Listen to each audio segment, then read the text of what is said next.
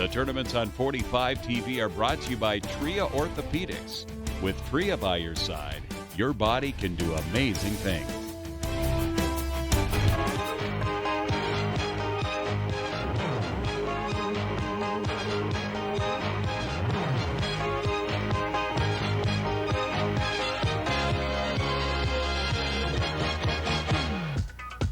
The atmosphere is electric.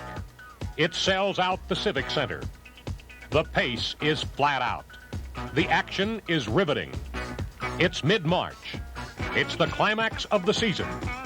Some people call it the Minnesota State High School Hockey Tournament.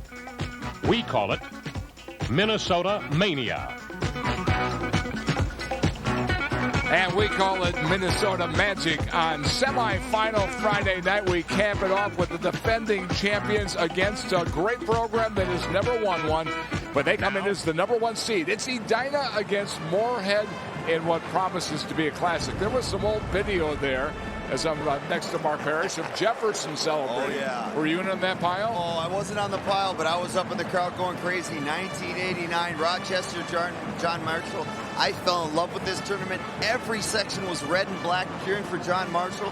We had one baby blue section for Jefferson. Chris Tucker coming down the wall, letting the big clapper from the outside. Went in and we went bonkers. I will never forget that moment. Well, we're going to have some bonkers moments tonight because I think the nightcap might be the main event. Because when you take a look at the storyline, Moorhead's been in that championship game 8 times. They've never won it.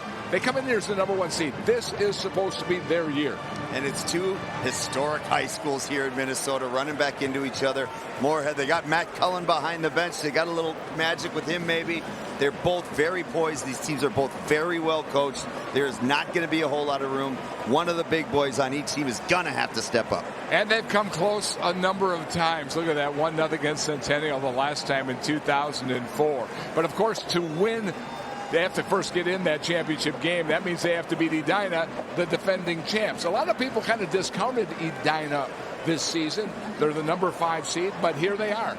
You can't discount any team coached by Kurt Giles. He knows the details. He understands what it takes to win. They've got a little bit more depth and a little more balanced scoring than Moorhead, and that works out just fine for a guy like Kurt Giles. Look at the intensity as those young spuds get ready to take the ice here at the XL Energy Center. They know what's on the line tonight. You become a legend if you get in that championship game. And look at the spuds, very workmanlike as they head out on the ice. The number 1 seed, talent up and down this roster, depth everywhere. Yeah, and you know that they got the pressure, they got the target on their back, but with the poise that they play with, I can't imagine they're going to feel a whole heck of a lot of that. And Edina, hey, they've been there before. They're defending champions. They know all about the pressure.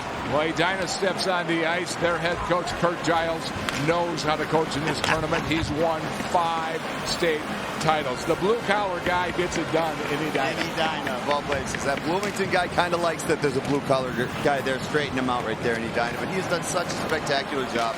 Obviously, he knows all the details. If you look back at some of the coaches he had, the Herb Brooks, all these coaches, he learned from the absolute best, and he picked out the best part of each of them and made them his own. And let's be honest here, Mark. About 85% of this audience, 19,000 people here tonight, they're going to be rooting against anything wearing green. Yeah, you know, that everybody hates Edina. I always thought it was just us in Bloomington. It was kind of nice to hear that it was the entire state. But you know what? They love it. They love having a target on their back. They love everybody talking about them. They like being disliked. They feed off that. When do the nerves go away? Is it after the first shift, after the first hit? First hit, exactly. That's what I always tell guys. Get into it. You know, obviously get a shot, get a hit. Somehow get yourself into hockey mode right away, especially when it comes to these games. You can't let off a minute or next thing you know, you're down. All right, let's meet the starting lineups in tonight's AA semifinal. Down to Mr. Jim Carroll. Good evening, hockey fans, and welcome to the 81st Annual Minnesota State High School League Boys Hockey Tournament and Semifinal Friday night. Our second game features the champions of Section 6 with a record of 21-6-2, the Edina Hornets. against the champions of Section 8 with a record of 26-2-1, the Moorhead Spuds.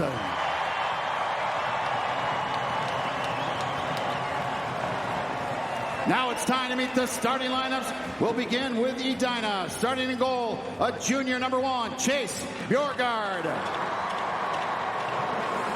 On defense, a senior number 6, Charlie Vellner. His defensive partner, a 9th grader, number 14, Becker Winkes. The left wing, a junior number 8, Caleb Pitsley. The right wing, a junior number 9, Mason West. And the center, a junior number 19, Casey Vandertuig. Head coach of the Hornets is Kurt Giles. Now let's meet the starters for Moorhead. Senior goalie number 33, Charlie Stenjum. On defense, a junior number 4, Brandon Mickelson. His defensive partner, a junior number 15, Zach Devig. The left wing, a junior number 23, Tyden Bergeson. The right wing, a senior number 13, Carver Hasbargen. And the center, a senior number 8, Brooks Cullen. And the rest of the Spuds. Their head coach is John Ammerman.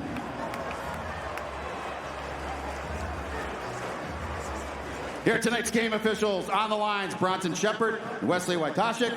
Your referees are Andrew Leibart and Tyler Rue. Anthem was played. One more spot left for Championship Saturday to be claimed between these two teams. Kevin Gord, I'm Jim Erickson. Great to be back upstairs, Kevin, in this matchup here again.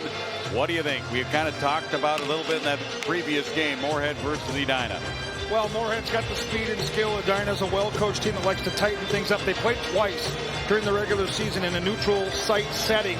4-1 for the Spuds in the first matchup. Second matchup, Edina actually led 3-2 deep into the second period, but saw the Moorhead Spuds, like they did to Lakeville South yesterday, rally to win 6-3. To me, the pace of this hockey game will dictate Edina's chances.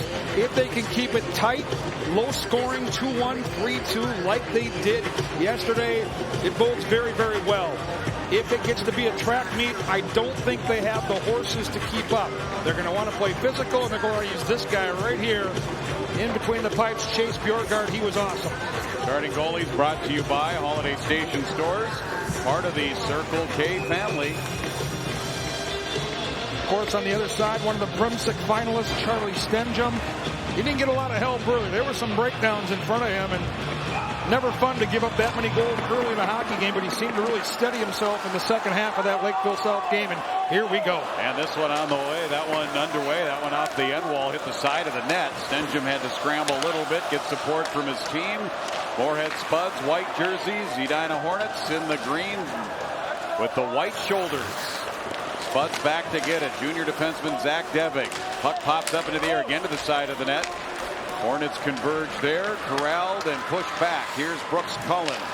Centering Hasbargen and Bergeson on their lines. Up off the glove, the goaltender Bjorgard, and he has to find it. And then traps it up against the net. We've had a couple of close net plays already in the opening 37 seconds. That first touch, when you're nervous and you're in a big spot like this, is so important. And that's a scary feeling when it hits you and you have no idea where it is. Bjorgard, you can see him scrambling. He's looking around. Where's the puck? So close to being a rebound for Moorhead to cash in. Bergeson was right there. He just couldn't bat it out of midair. But we saw the misplay behind the net by Stenjum. Certainly in the opening couple shifts for any goalie, the more you can feel the puck, touch the puck, and control the puck, the easier it is to settle into your game. These two clubs picked up wins last night. Edina in the exciting overtime 2-1 win over the Rogers Royals, and The Moorhead Spuds in that seesaw up and down game, 7-4 against Lakeville South. That was a crazy hockey game, and come in as a big favorite. All of a sudden, you're down in the hockey game, and super impressive with Coach Ammerman's team. They never panicked. They stayed to the task, and eventually the class told, and Moorhead's skill took over. Freddie Schneider had an assist last night. Takes a bump into the half boards, absorbs that bump. Maintains possession of the puck over to Robbie Holt with a shot. Oh, and it squeaked right into the crease behind Stenjum.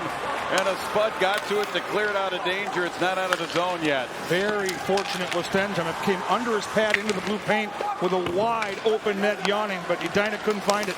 Back to the point. Good shift here for the Hornets. Maybe a chance the other way with some speed. Zimmerman, he's got Kraft, and a back check coming back in the back pressure. That won't happen a lot. Edina's got to be very careful. They got caught that time. A defenseman fell down. You do not want to give this Moorhead team odd number rushes. That is a recipe for complete and utter disaster. Simonich plays it up to the neutral zone. Dumped in Michael Herman back behind the net. Semi-finals here between these teams. We heard before they've played twice. This is the third meeting this season. Both won by Moorhead. The old adage is it's hard to beat a team 3 times. How about when that third time happens in the state tournament semifinal? Yeah, I think if you're Kurt Giles, there's a lot of psychology that goes into this. And I point back to that 3-2 lead that the Hornets had in that second meeting down in Prior Lake at the Dakota Arena. And they played a great game. It just got away from them in the third period. So they know they can skate with this team. Hasbargen zips into the zone. Gets it to Brooks Cullen, Michigan State Spartan recruit and commit. In low to Hasbargen again. Ferguson, goal, 2 assists in that 7-goal output of the Moorhead Spuds last night. This comes out in front, and it's out, swept out by the Hornets. Spuds come right back at them. Have to wait for everybody to touch up. They came back to the line so quick. And now high in the air, bouncing around. Pitsley tried to settle it down. Mason West circles all the way back. Jersey flapping in the wind. And a shot. He wears number 9. Kind of looks like Mike Madonna here a little bit. Closed captioning. Brought to you by Northfield Lines. It's not just a ride, it's an experience. Off the puck right there. Under the pad it goes. Great position in front of the cage. Aiden Default right there. 6 and white saves the goal because a couple of Hornets sniffing around waiting for that rebound. And you talked about big number 9. 6'6" Mason West. Stud quarterback. Think back to Anders Lee. We talked about it last night. This guy is a rare specimen. He has the puck on his stick right now. And it does sneak out of the zone. Hope trying to recontrol. He does. Pushes it back into the Moorhead zone off of a body wide of the cage. Back Simonich will try the near side. Snuck past Kraft. Kraft last night, 4 goals, 1 assist, 5 points. Became the all-time single-season leader in Moorhead history. But you see Mason West. As Mason West, as you mentioned, flying for a big guy. And Anders Lee was a quarterback. He was a stud player up front. What a career he has cultivated. He's the captain of the New York Islanders. Over 800 NHL games. This guy's got a little bigger frame, but similar athletic ability. Tucker Johnson wins the draw. Back to Peckham. Shoots it wide. Johnson goes in after the rebound. It's the Johnson-Schneider-McConnell line. John Enwall. Spuds out. Sam Peckham, Jr. with 23 points on that defensive line side. Mason Kraft here near side had it bumped, flipped up into the air. It's going to go out of play into the penalty box area. So you take a look at Sam Peckham right there. Back to the matchups during the regular season. Edina outshot Moorhead in both games, 29-28, 26-21. And the goaltender tonight, Chase Bjorgard, who played so well yesterday, stopping 23 of 24 against Rogers, he didn't play in either game. His goaltending partner is Wyatt Spindler. The junior played in both of those games, so he hasn't lost to Moorhead yet. Edina's outshot him twice, been beaten twice by 3 both times, but certainly enough there for Kurt Giles and that coaching staff to build some belief. Icing called on the Hornets, and back in 12:54. Each team with a shot on goal.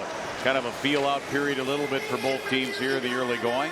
I think when you play the later game, and having done that, the nerves really get cooking because you're just anxious to play, and probably had some activities during the day, team meeting, a team meal of some kind, but then you're watching that first game in anticipation of taking the ice, and it's a long time to wait. Face-off pulled to the point. Devig shot. Knocked down. Comes back out to the perimeter. Michael Herman for the Moorhead Spuds. School record 26 wins after that win last night. 26-2-1. Puck pulled out of a pile by Peterson. And they played a great schedule. I mentioned the two against Edina, St. Thomas Academy twice, Wayzata, Rogers, Hermantown. They didn't duck anybody. They log a lot of bus miles too. Coach John Ammerman was saying how they had 6 hotel trips. That's good too, because as he mentioned on that call, your kids get used to what they have to do on a weekend like this, where you have to figure out how to get nutrition and rest outside of your comfort zone at home. West up to the point. Vellner gets it deep. Ends up back behind the net. West goes to the front of that. He's battling there. Puck comes out of the zone. Wenkus for Edina. Comes down to the right side. He feeds Vellner. Slaps it in. After the rebound, Pitsley. Moorhead able to steer it back the other way. Brooks Cullen. His shot. Glove by Bjorgard. Holds on. Dan Stoltz here with Blaze Credit Union. Today I'm going to be hanging with Brock Faber. The fans here, they love their Wild. Open a Blaze free checking account to get an exclusive Minnesota Wild debit card. Here comes the Brooks Cullen line. In off of this draw. Freddie Schneider ready to take this draw for Edina. Battle, couple of chances at it. The shot blocked. Comes right back to Hasbargen, and that one ends up in the corner off the glass. And pushed ahead. Johnson takes it to the middle, to the left wing, and Stenjum makes the save. There's some animosity. I don't mind seeing that. That's good. You want to see that. You're in a hockey game. You're fighting for your lives. It's a one and done. You want to punch your ticket to the championship game. It's supposed to be a little bit nasty. And here's a shot from distance. Stenjum loves this right early in the game. He wants to feel the puck. So now both goalies, Jim, have settled in. They've made some nice saves. They've touched the puck. I think those jitters for them now are gone. They can get back to just focusing on what they need to do to have success. And both these teams can play heavy around that blue paint. And we always hear goalie coaches talk about, can that position player fight for their space? They don't want to get pushed back. They want to get out, fight through traffic, and give themselves the best chance to not have to overextend to make saves and give up those second and third looks. Clean face-off win by Zimmerman, but then the pass up to neutral for Mason Kraft misses the mark. It's icing. You mentioned Charlie Stenjum, one of the 3 Brimsek finalists for the senior goalie of the year. The only Brimsek finalist in the state tournament in Class A or AA. Yeah, how about the wins? How about the numbers? I mean, you mentioned the school record, but he's got all 26. His goals against is down below 2. He's been the backbone of a team that's been talked about as a potential state champion now for the last 3 months. And I like the conversation we had with their coach about that final regular season game. They went down to Hill Murray. It was the top 2 teams in the state. They blew a 7-4 lead in the third period. Lost in overtime 8-7. He said, our guys needed that. They were feeling like they could just put the sweater on and win. And they needed a wake-up call, and they got it. Zimmerman up to the point. Mickelson. Cross ice Devig past Mickelson. Picked off by the Hornets. Schneider takes a lead pass. In stride, comes in, shot. Stenjum up above his blue paint. Out of that crease, cuts down the angle, makes the save, and there are those Brimsek finalists. Yeah, always fun when you're in this conversation. I'm a huge fan of Leo Gabriel at White Bear Lake. Started as a sophomore, which at the AA level is nearly impossible, and he was a fixture for the Bears for 3 consecutive years. There are goalies we just saw in the most recent game that could have been in this conversation as well. So congratulations to those 3 finalists, and obviously we're getting to watch Moorhead's candidate here front and center tonight. This one goes all the way down. Not enough for icing though. Looking up ice, Charlie Vellner looking for where he might go for it. And with that puck, comes up in front of the penalty boxes and swept in by the Hornets. Smart game so far by Edina. They're just going zone to zone. They're not trying to be too creative. Force passes through the neutral zone where you can get stuck with turnovers. And then Moorhead can get going the other way with numbers. So I like the way they're playing zone to zone. Don't take chances against this Spud team. Kevin, that sounds like simple hockey. That's what they do, and that's what they did yesterday. Like, this is who Kurt Giles has been and always will be, and it's a formula that works. Icing.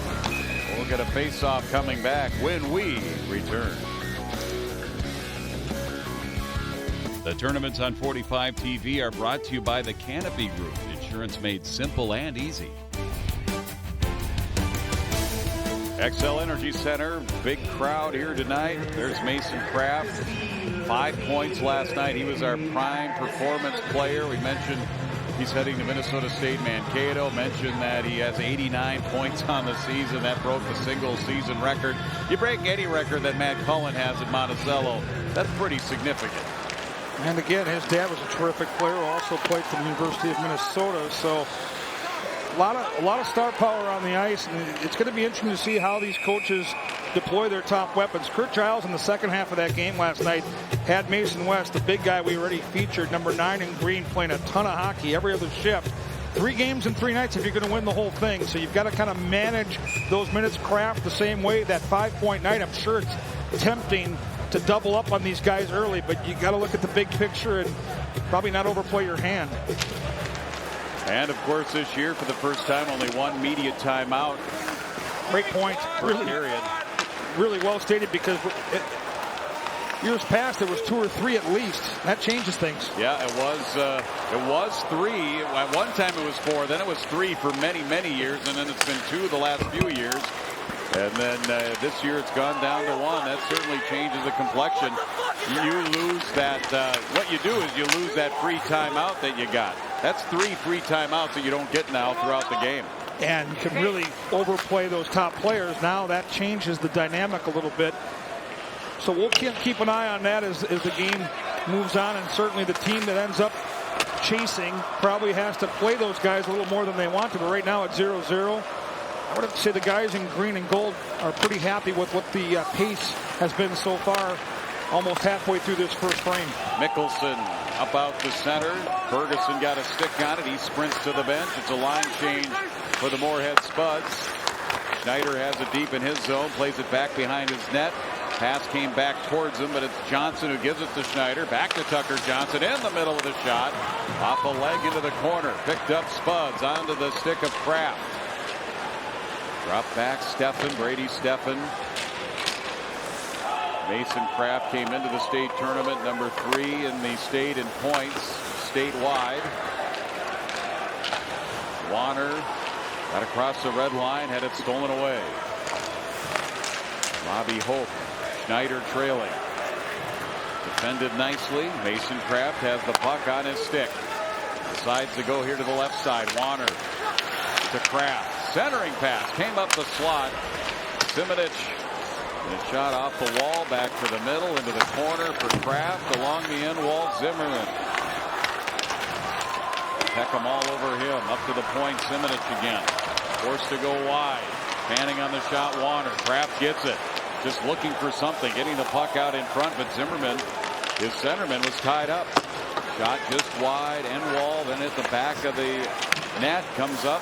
Held in, swatting at it, Simonich. Good shift here, good offensive zone presence here by the Spuds on this one. Great puck control by the Spuds. Good patience, because Edina really flooding the middle of the rink and clogging things up, and they're not panicking, they're controlling the zone. Here's that recent rush by Edina. Imagine being 6'6" and having these hands. Just a brilliant play. And just misfiring on the far end. Look at the pass, though. Hey, he's a quarterback. He knows how to put some sauce on either a football or a puck and get it to the receiver or winger. And he's a really talented kid. Projected to be a top 50 pick in the draft, and certainly on the radar of Division I football programs. He's an amazing athlete for Edina. Division I football, Division I hockey. He'll have options, obviously. It'll be fun to see where he heads and what happens in his future career. Right now, Mason West scores! I know where he's going. He's going to the net and putting the puck into the net. 1-0 Hornets.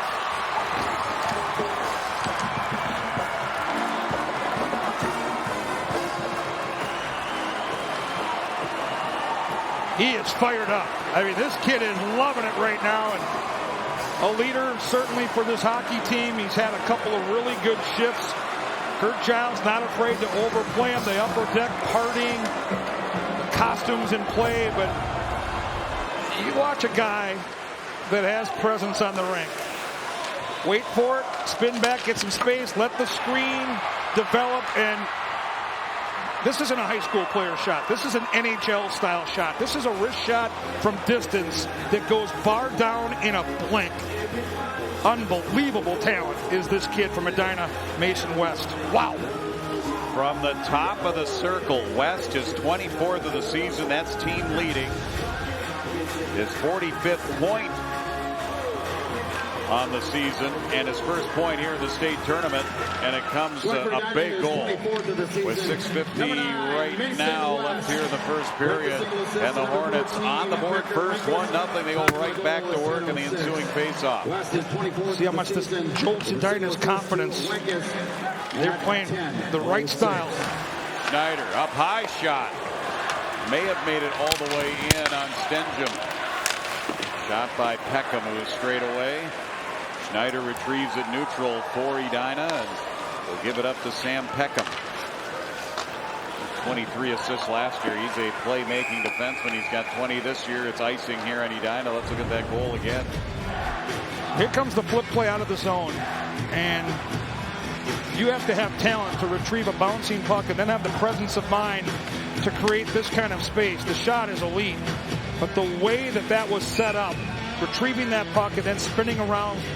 When you're a goalie, you've got to watch that player on the weak side. You think there might be a tip involved, but it is incredible to score on a wrist shot from that far out with that much velocity. You just don't see it at this level very often. And West living up to the billing of being the big man on campus over at Edina.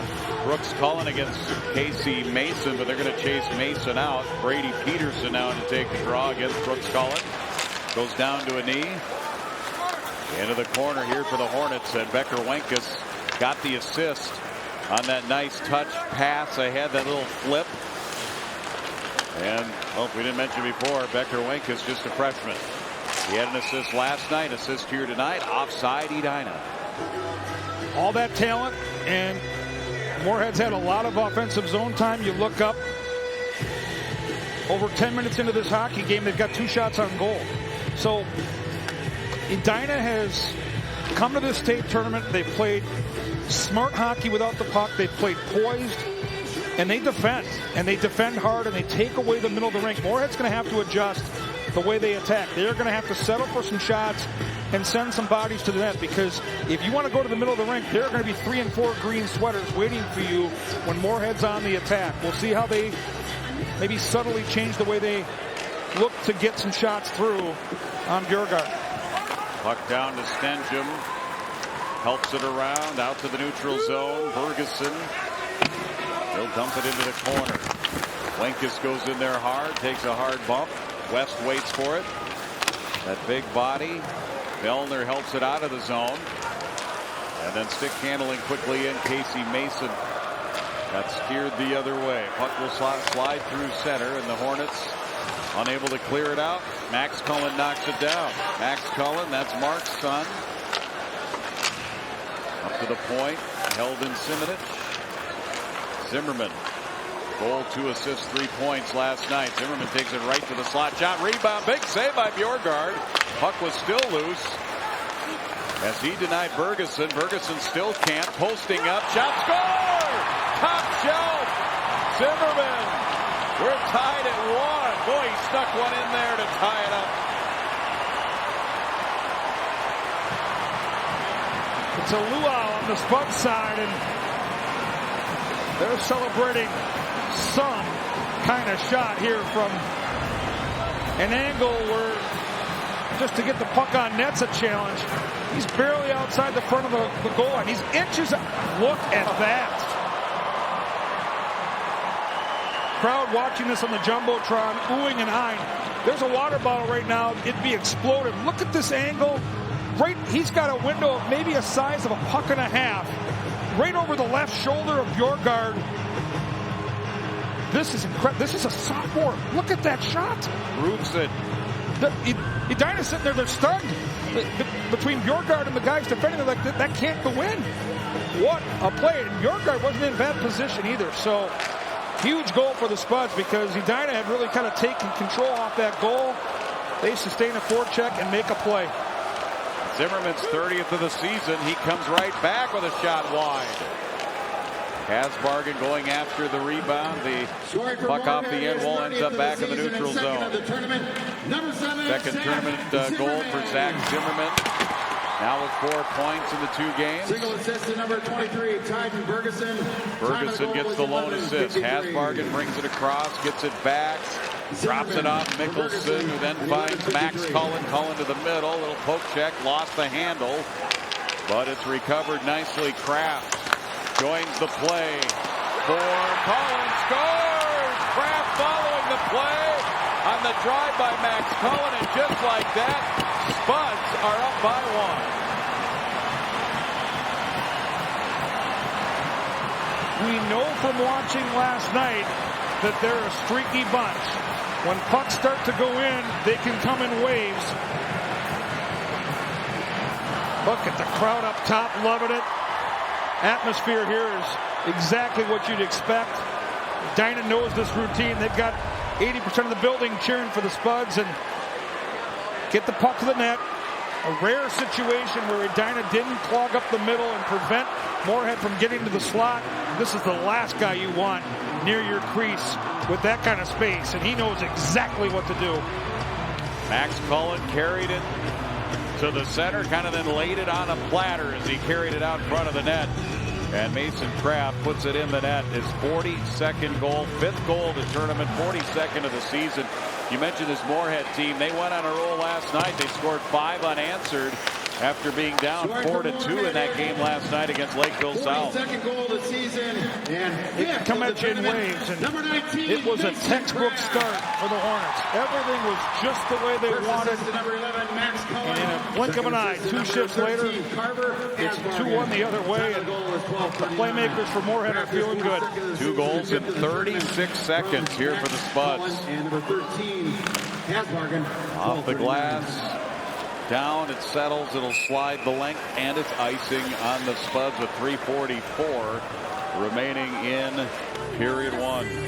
Edina can't take the cheese here. They can't take the bait and open things up. They've got to stay to the task. And this is just a misplay by 2 players going to 1. And when that happens and you leave Kraft open in the slot, it is big-time trouble. But you can feel Moorhead's scheme coming together. So if you're Edina, these last 3.5 minutes, stick to what got you here. Physical play, puck management, and at least get out only down 1. Don't let the Spuds get on a roll here, or you're going to be in for a long night. Max Cullen got the assist. The other assist, Hasbargen. And again, number 42 for Mason Kraft. Shot behind the net by Stenjum, up off the wall. Team's poking at it. Hornets have Pitsley. Hand on his pass, comes out of the zone. Reaching for it, Brooks Cullen. Pitsley comes back for West, high slot, block, getting in the way of it, Mickelson. Hit it on him, hit on his leg, he's okay, skating back behind the net. And now having some trouble with it, Devig. He lost it, almost wrapped around, comes to West, off the bodies out in front, sitting there, cleared out of the slot by Mickelson, but then back out and then back in here by the Hornets. Great shift by Edina. If you play against a high-level team with all this talent, you want to make them defend. That's how Lakeville South was able to build their lead last night. Here's a tap ahead for Schneider on the attack with some speed. Kicked around, picked up, missed the shot. Backhand attempt for Johnson. Through the top of the crease into the corner. Back up to the point. Vellner. And Schneider again. Freddie Schneider. He's only a sophomore. Had 4 goals in their section tournament. Section 6AA champions beat Wayzata in the finals. Vellner. Cross ice Winkus. Sets it up. Shoots it in on Stenjum. Settles it down. 2:03 remaining in the period. Excellent response by the Hornets here after taking that punch and seeing their lead turn into a deficit. Open net, though. Good tie up in front. Moorhead defending well. Much better for Moorhead, too, with the way they've played in this part of the rink. Lakeville South victimized them a couple times early last night. They've been more aggressive, and how about that? Another good stick. Back-to-back plays where they tied them up. Bodie McConnell is the one there on the doorstep in the crease and was tied up. Vandertop, Casey Vandertop takes the draw, pulls it back, couple of pokes at it. Settled back to Holt, who banks it off the end wall. Spuds, though, find it. And it's Mason Kraft. Most recent goal scorer to give him the lead, 2-1. Get away, crisscross into the zone. Pitsley goes to the net. Quick shot, Vandertop in towards the net. Stenjum there strong. Pitsley curls away from the wall. Down low, Vandertop coming over to the D. Peckham. His shot goes to the left side. It's in! And we're tied. Mason West right there out in front. Wide open net, 2-2. So Moorhead scores those 2 quick goals, and the ensuing shifts, Edina gets back on a forecheck, and they are forcing the Spuds to play defense, something they don't love doing. All that skill, and how do you move this guy? I mean, pack a lunch when he's out there at 6'6", 220, and there he is, just posted up like a center in basketball. That's a layup.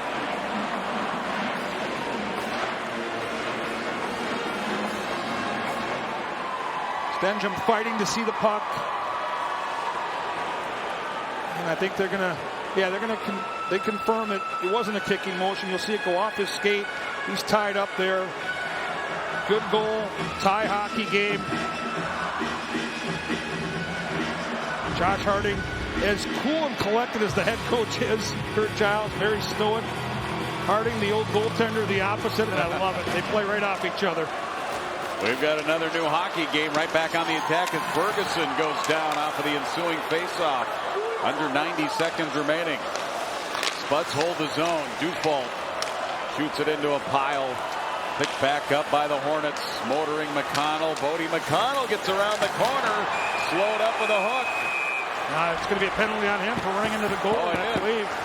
Oh, I thought maybe there was happened before that, but we'll wait and see. Well, I think see. You're right. Maybe multiple infractions. This is a big call. He ran over Stenjum. He did. And it is going to be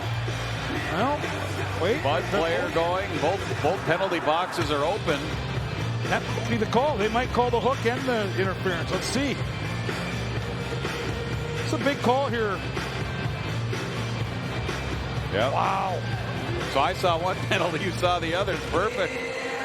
Yeah. Working as a team. Just like the officials, you work together, and I'm always watching the goalie. He really gets plowed into. There is the hook. The hands are there, and then I don't know how you avoid that, but both infractions flagged. No harm done. Looks like Stenjum's okay, which is most important. We'll skate 5-on-5.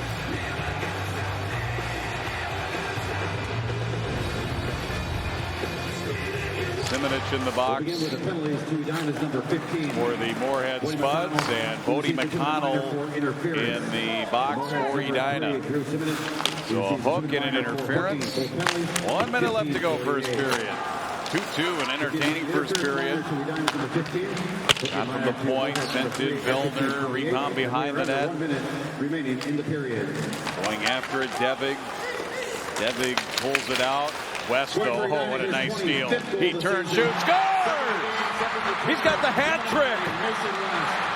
What a first period for Mason West. 3-2 Edina.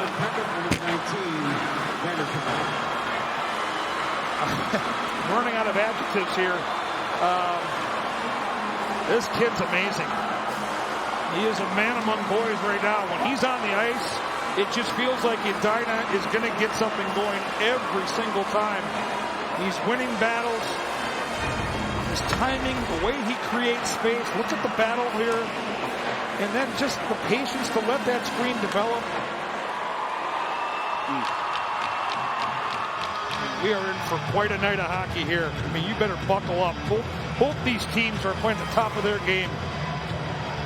Was it deflected is the only question I have. Right here. That's Vandertop.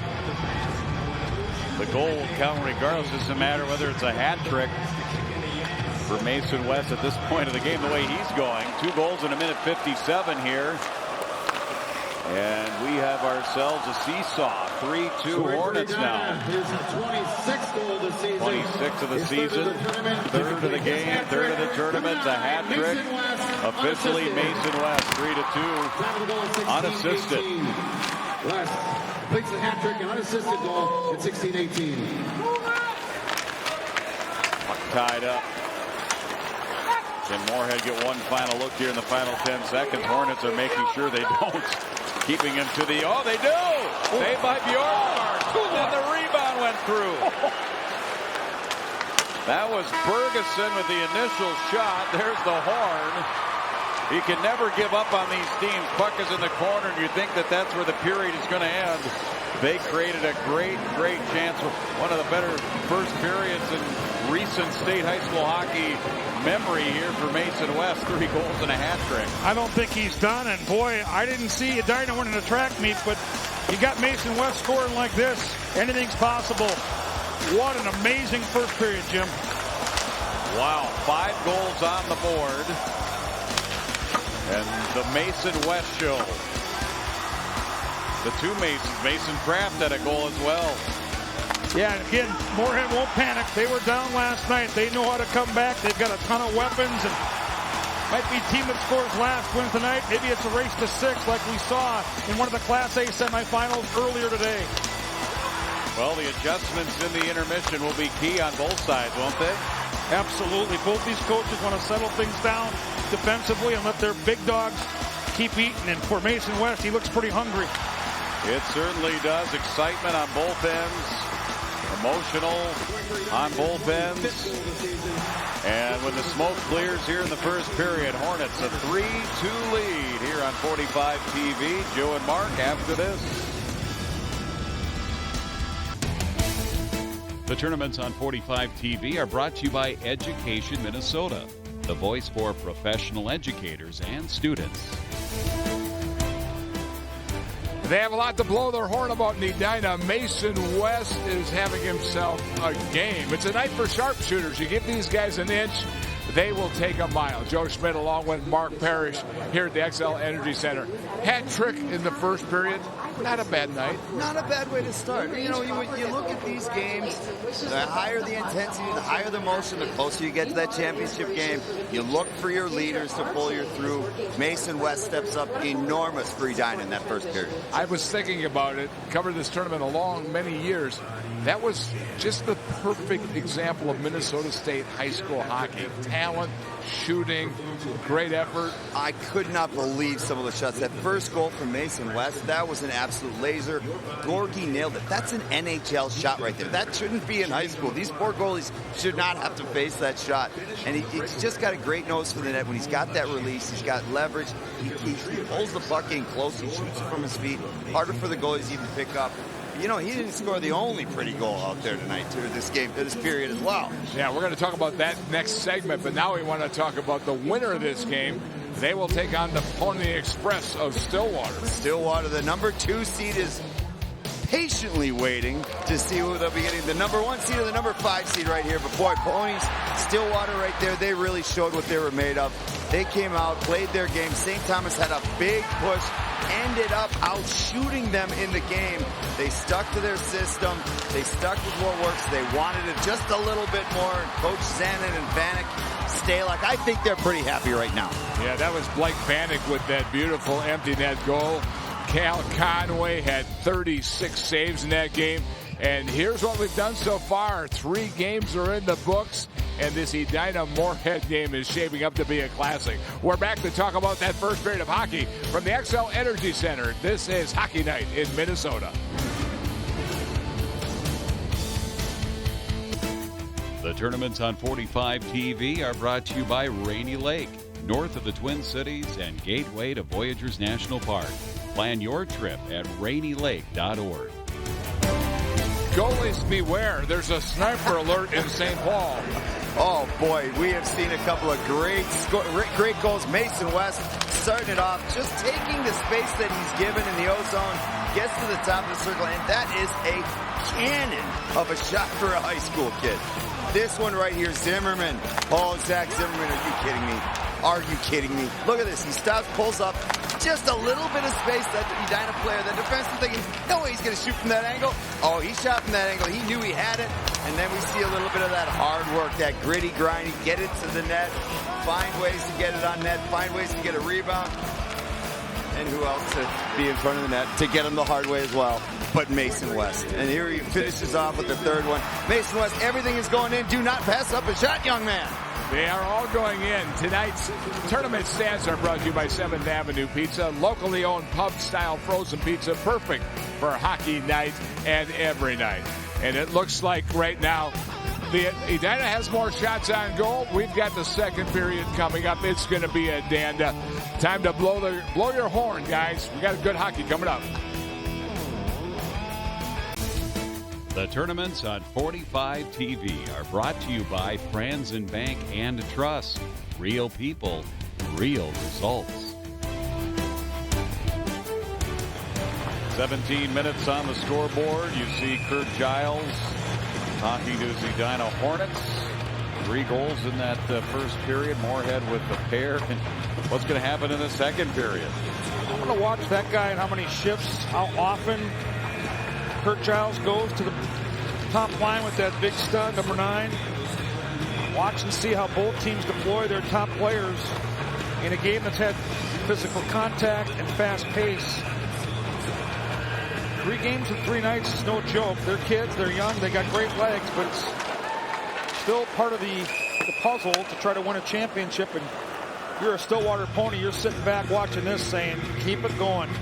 Up and down the ice, stay physical, stay tight. I mean, that first period, Jim, that was exactly what you'd hope to find on a Friday night here in St. Paul during the state tournament. 4 seconds in, they got a quick offside. Another face-off won by Casey Vandertop.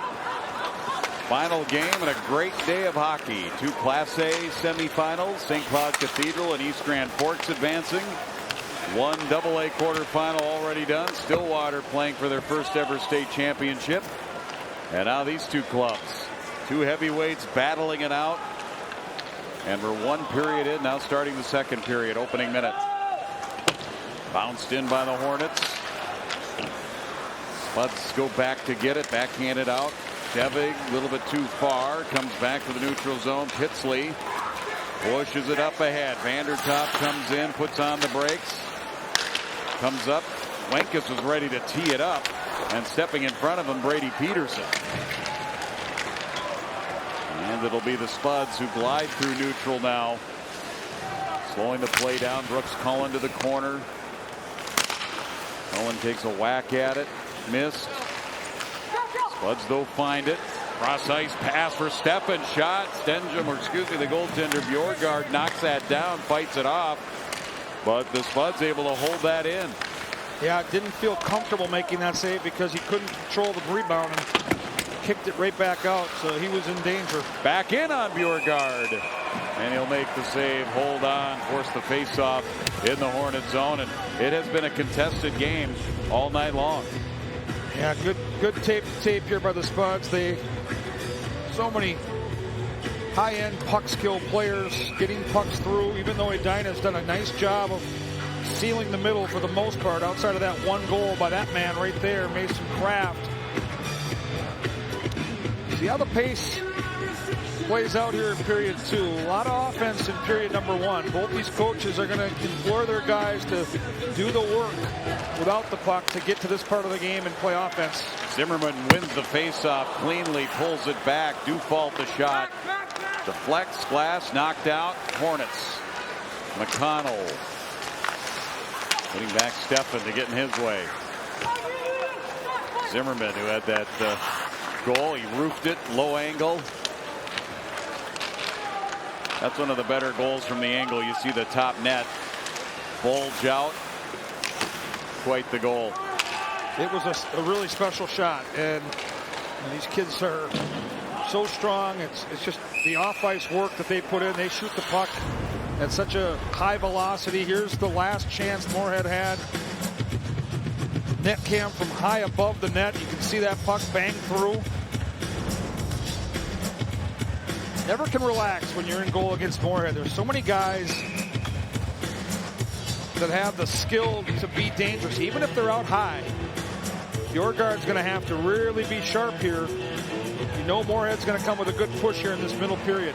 Moorhead averages 5.7 goals a game, 36 shots on goal, and a cross-crease pass. Max Cullen just could not get his stick on it with the net on that weak side. Shot right wing, saves Stenjum.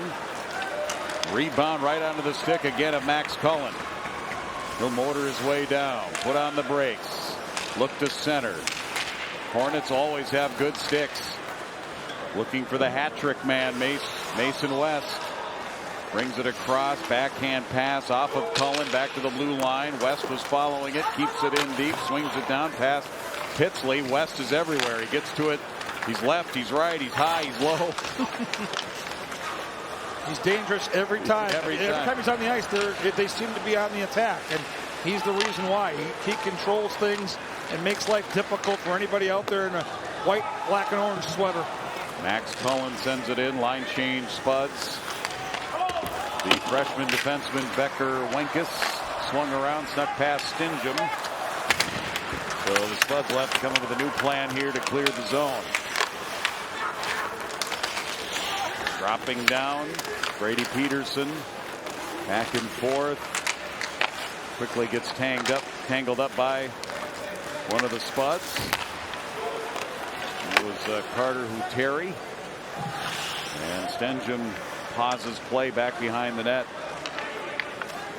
And his defenseman will wait there as well. Huteri looking ahead, touch, getting a tip on it, has bargain in low for Bjorgard. He'll do just what his opponent on the other side, Stenjum, did. Stop it behind the neck. Long pass, Schneider. Schneider reaching for it in the corner. Gets to it. Plays it off the wall. Squares up. He tries with a backside pass. Slip through up high. Holt holds it in. Back into the corner. Hornets set up again. Down low. Pass denied. Kraft picks it up. Little chip up off the glove of Peckham.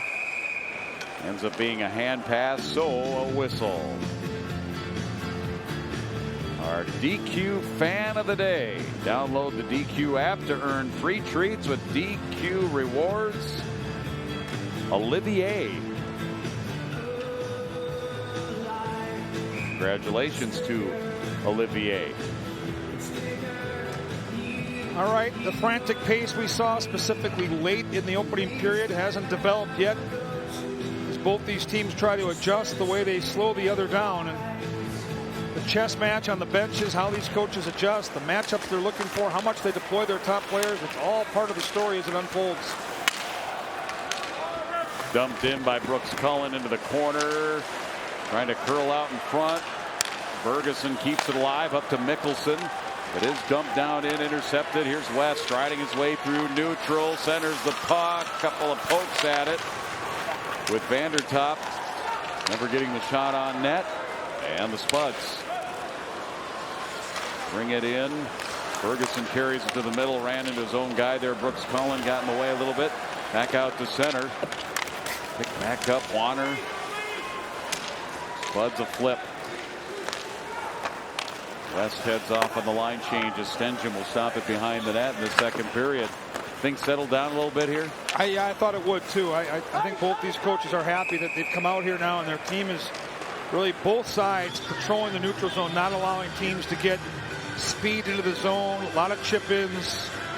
So now the question is who blinks first, because the later you get in the game, the more these goals really swing things. That's John Ammerman. There's Kurt Giles, 5 state championships for that man, former Minnesota North Star, and just a terrific coach. Consistently good are the Edina Hornets.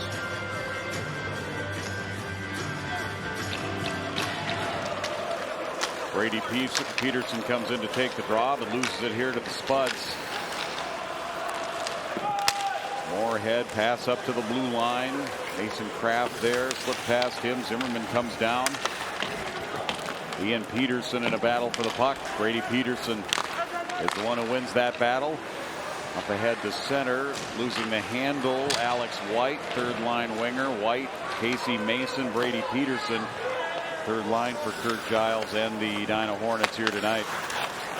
38th state tournament appearance. That's combined as Edina West and Edina East. They've been a fixture, and here they are defending and taking on the 1 seed, and they've come to play again. Just like they did last night. They beat a great team in Rogers in the quarterfinal. McConnell fired one wide that I don't think Stenjum saw. Zimmerman just shy of the blue line. That goal he scored earlier is 30th of the year. Moorhead down by 1. When you think of Moorhead's success, you think about them being a hockey power and tradition, but that really they didn't start their program until the 1970s and didn't become a state tournament perennial team until 1992. So it took a while to build that program, but ever since then, they're always in contention in Section 8 to come here to the state tournament. And a great connection to this team because the coach that built that program was Terry Cullen. And of course, Matt Cullen on the bench right now, his son was the star player. I was the coach at Burnsville in the early 90s, and we had a chance to play Moorhead. It was no fun trying to cover 7. Oh, and a shot rang off the post. Ferguson on that opposite post. They hold it in. Up off the glass. Pitsley. Hasbargen. Ferguson just to the line, able to keep it in.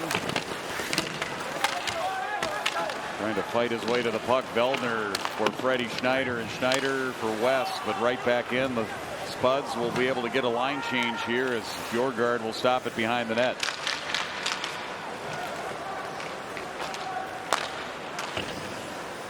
Wenkus on the backhand, tipped. Moorhead got a stick, but they can't clear. Held in. Vandertop looks to attack up to the point, quickly towards the net, blocked by Devig. And the loose puck picked up, corralled, pass a little out of the reach of Brooks Cullen, so that is an icing on the pass attempt by Zach Devig. The quarterback on the football team knows how to play big in big spots. Mason West, the Hattie, has Edina up 1.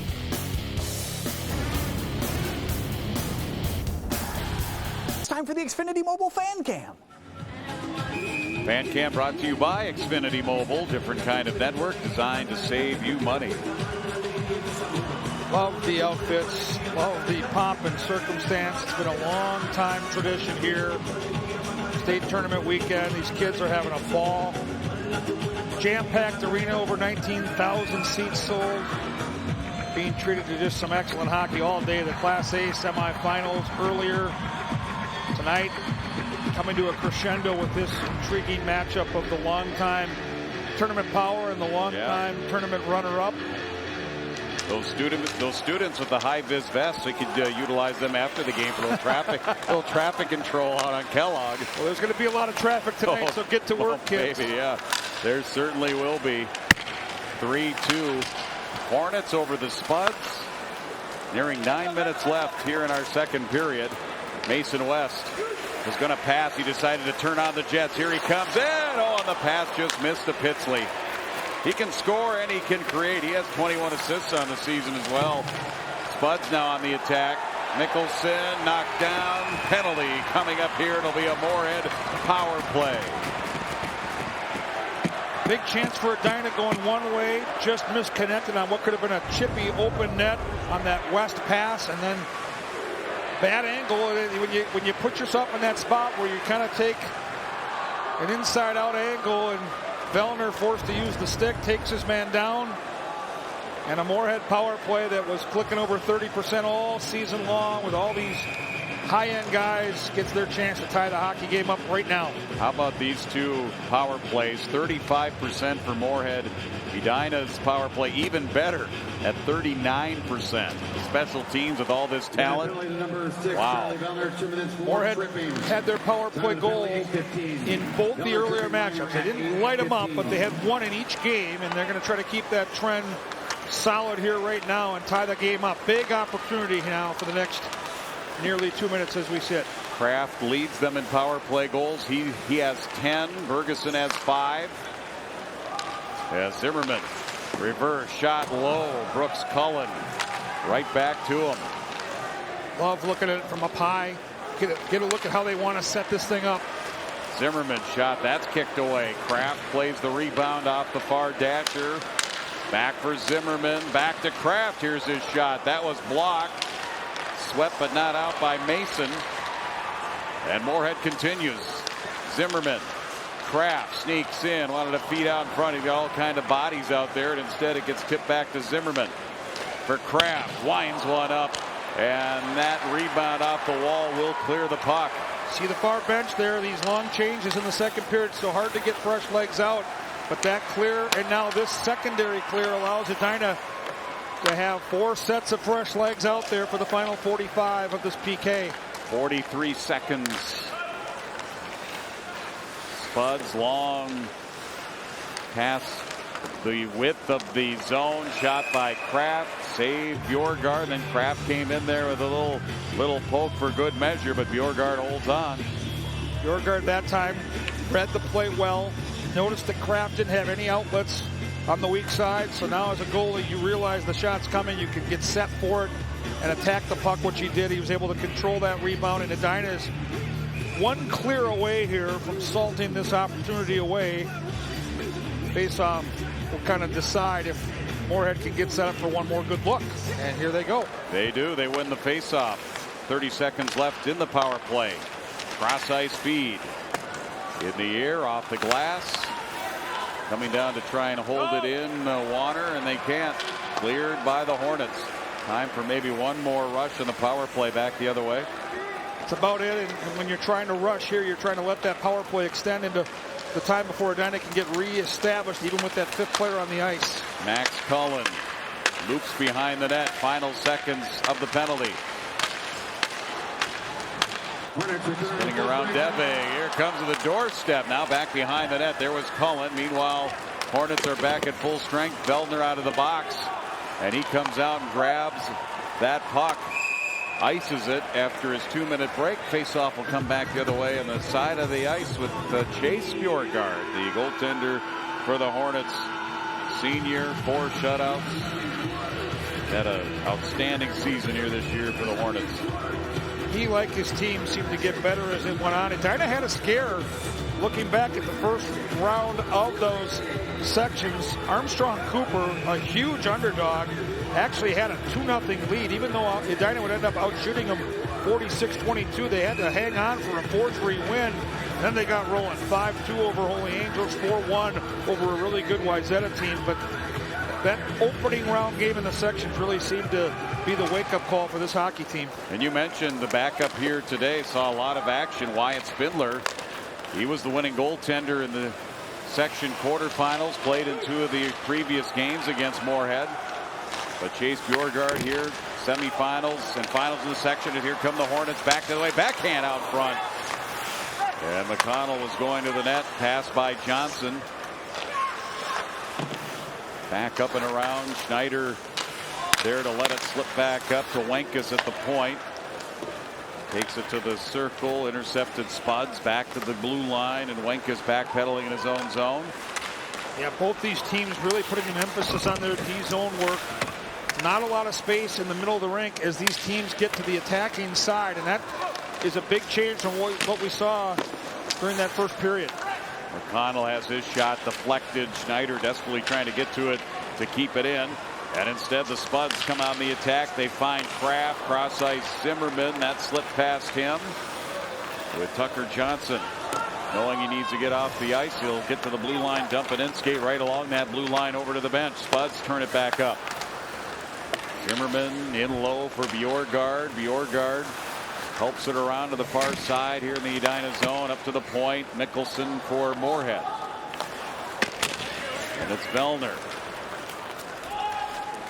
That will go on, no, wide of the net. So icing, Senjum let it go.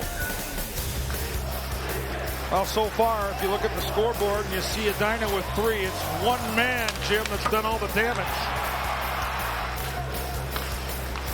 Mason West, the quarterback on the football team, a 6'6" bruising power forward. He's showing off that shot. Love these celebrations. Come back and find your classmates. Look at these guys having so much fun. Mason West, 3 goals out in front. Now a goal for Brooks Cullen. And we're tied right off of the faceoff.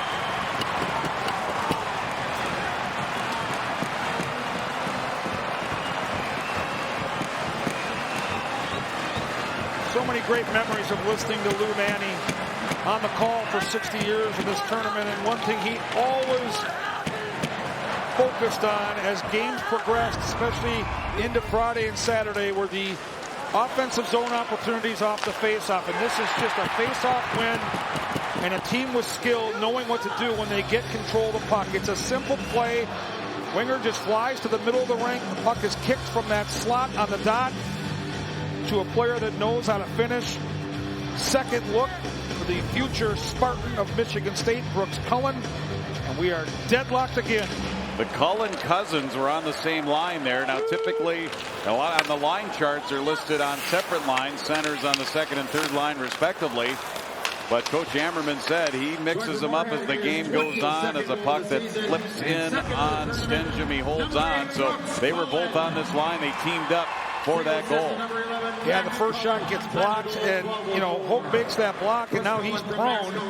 And now you've got Cullen with all that time right in the slot, a place that's been so hard to get to for Moorhead throughout most of this hockey game. And it's like his dad.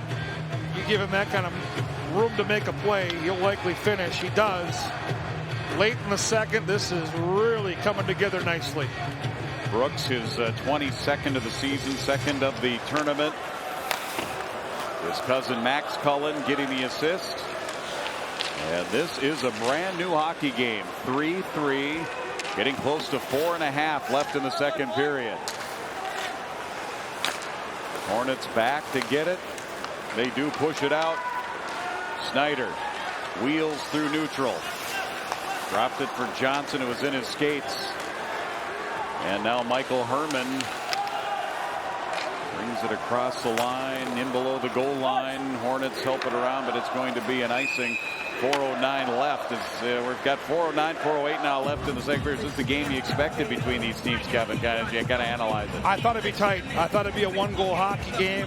As we prepared to cover this game, in the back of my mind, I thought it would come down to the final 5 minutes. And I didn't know it'd be this much offense, and Edina would hang around. But when you've got your star player playing like Mason West is, they don't have to worry about that right now. These face-offs, though, let's keep an eye on these into the third period. You see teams make plays off the draw. That usually is a trend that can continue. Puck comes up high. Devig towards the net. Wide end wall. Hornets ready for that. And they ice the puck. Yeah, Moorhead really starting to find their best footing here in this game.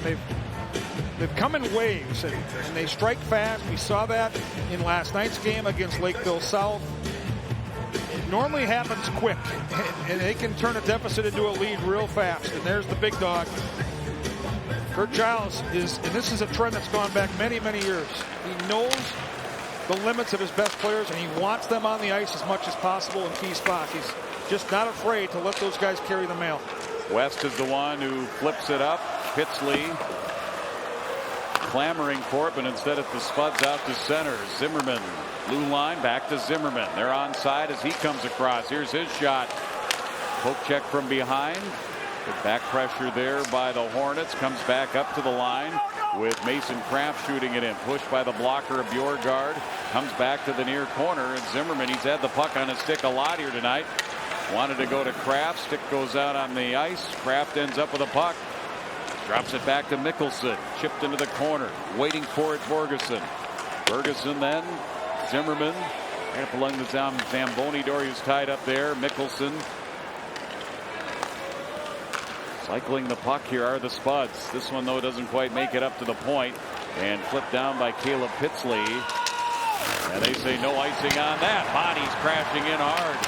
West was involved in that along with Devig. They both got up, and then West goes immediately to the front of the net. Well, for an awful long time. At some point, he's going to have to get off this ice. Zimmerman ends up with the puck. Toe drag shot through a screen. Bjorgard save up in the air. Feldner rebounds. Swept out by the Hornets, and now West calling for a replacement. He heads to the bench. Zimmerman comes right back in. Kraft give and go to Zimmerman. Smart defensive play by Tucker Johnson. He read that. He read it really well. And once again, the middle of the rink for the most part tonight has been controlled expertly by Edina. McConnell. Bodie got as far as the Moorhead blue line. Johnson recollects. Now it's McConnell again. Shot blocked. And a penalty. I saw a hook play coming in at the hook. Yep. At the very tail end of the period. Big opportunity, and this guy's going to be right back on the ice. Take this guy down. You've done some good work, and that was Zach Devick. Rides him right into the wall. That's a big body down there crashing into the corner, and it was a little earlier in the shift through the middle of the rink. It's a hooking infraction. Brooks Cullen to the box. We just tied this game up, and for the most part, Edina's going to have a chance to play the last. There it is right there. Yep, he got in there twice. First time they let it go, second time they made the call. Well, we talked about the Hornet power play. Here it is. 39% on the season. The top one in the tournament entering the state tournament, the Class AA field. Peckham. Cross ice shot. Blocked off the stick of Vandertop on his shot. West is out there again, obviously, on this power play. Pitsley leads them along with West in power play goals. Each have 6.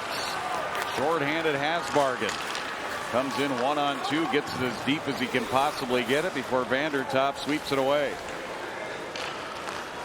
Vandertop to center. Schneider goes down. Vandertop, though, there to recover.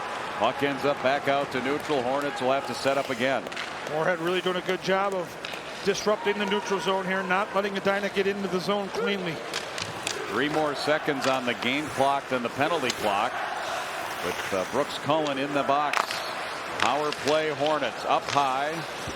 Back over to West. Backs his way back to the wall. Over to Vandertop. In the middle. Shot by Peckham. Bodies out in front. It's in the slot. Back up to Vandertop. Back out in the middle again. Pitsley's there. Couldn't get his stick on it. Great coverage. All 4 Moorhead players trying to get a quick change. Edina trying to beat him back. And boy, Moorhead get out there quickly. Schneider spinning around. 35 seconds left in the period. Up to the line. Grady Molman here at the point. Getting some time in the power play for Johnson. Shot saved by Stenjum with all those bodies around him. And now we got a little wrestling going on after the whistle. Great save by Stenjum, and little kerfuffle here at the whistle. Animosity building up. This is the 3rd time they've seen each other this year. They know each other well. And second period, that long change. I can't tell you how important this is. Look at that wave and look at the hustle. Nobody coasting, and Bjorgard on the other end is able to shuffle that puck forward, so Edina is able to get this shot off with those fresh killers on the ice. But I am telling you, that was critical. There you see the rock'em sock'em after. I mean, that's great coordination to get all 4 guys off at the same time and know that they have to hustle. Well, these goalies now at all levels can play the puck so aggressively. You don't have any room for error. You've got to get to that bench, and they sprinted at the end of a penalty kill shift to allow those new players to get back in time. Another big draw. Tail end of a power play. And we did get some penalties off of that. A couple of roughing calls.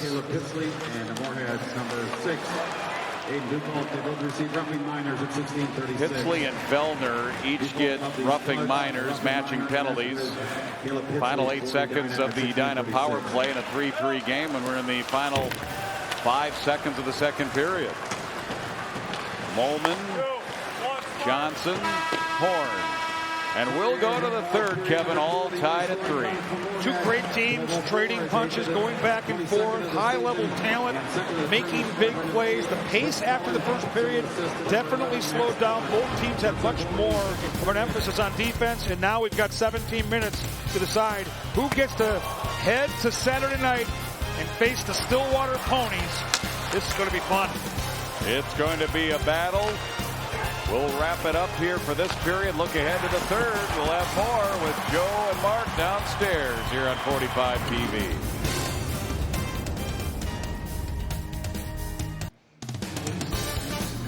High school hockey is having a good night in St. Paul. This game is tied at 3 heading into the third period. And Mark Parrish, when you look at a close game like this, what does the difference end up being in the third period? Is it the team that maybe is in a little better shape, or is it puck luck? Oh, conditioning always plays in a role in it. Yes, puck luck can definitely happen. The bounces typically go to the team that's working hardest, definitely. Right now, you're focusing on the details. Third period, 20 minutes. 17 minutes left for these high schoolers to play in the state championship. Absolutely nothing to save it for. No reason. Leave it all out there on the ice. Have as most fun you've had this year in this period. You said the word fun. I was wondering, do you think the coaches right now are stressing, this is fun. This is why you played hockey, to get in a game like this. This is what you dream about when you're playing rink rat hockey, right? You nailed it. I literally couldn't have said it better myself. Yes, this is the moments you dream of. You think about, you play on the ice, and you're like, all right, down 3 with a minute left, goalie pulled. You make up all those scenarios out on the pond with your buddies.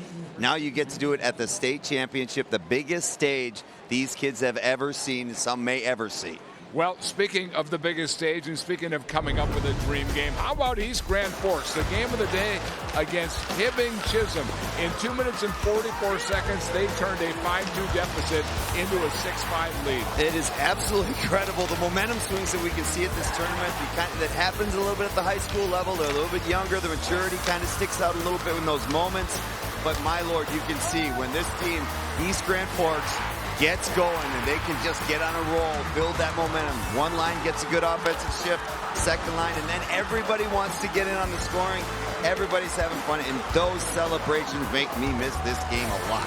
Now, here's a team that was 500 during the regular season. They played tough competition, and here they come up with a 7-5 win. Yeah, and that's why they do it. They take the competition. They don't care what their schedule, their record looks like. They know they play the competition. They're going to end up here at the biggest stage and get a chance to win the championship. All right, stand by. We'll have much more on the greatest show on ice. It's happening tonight here in St. Paul. We'll be back.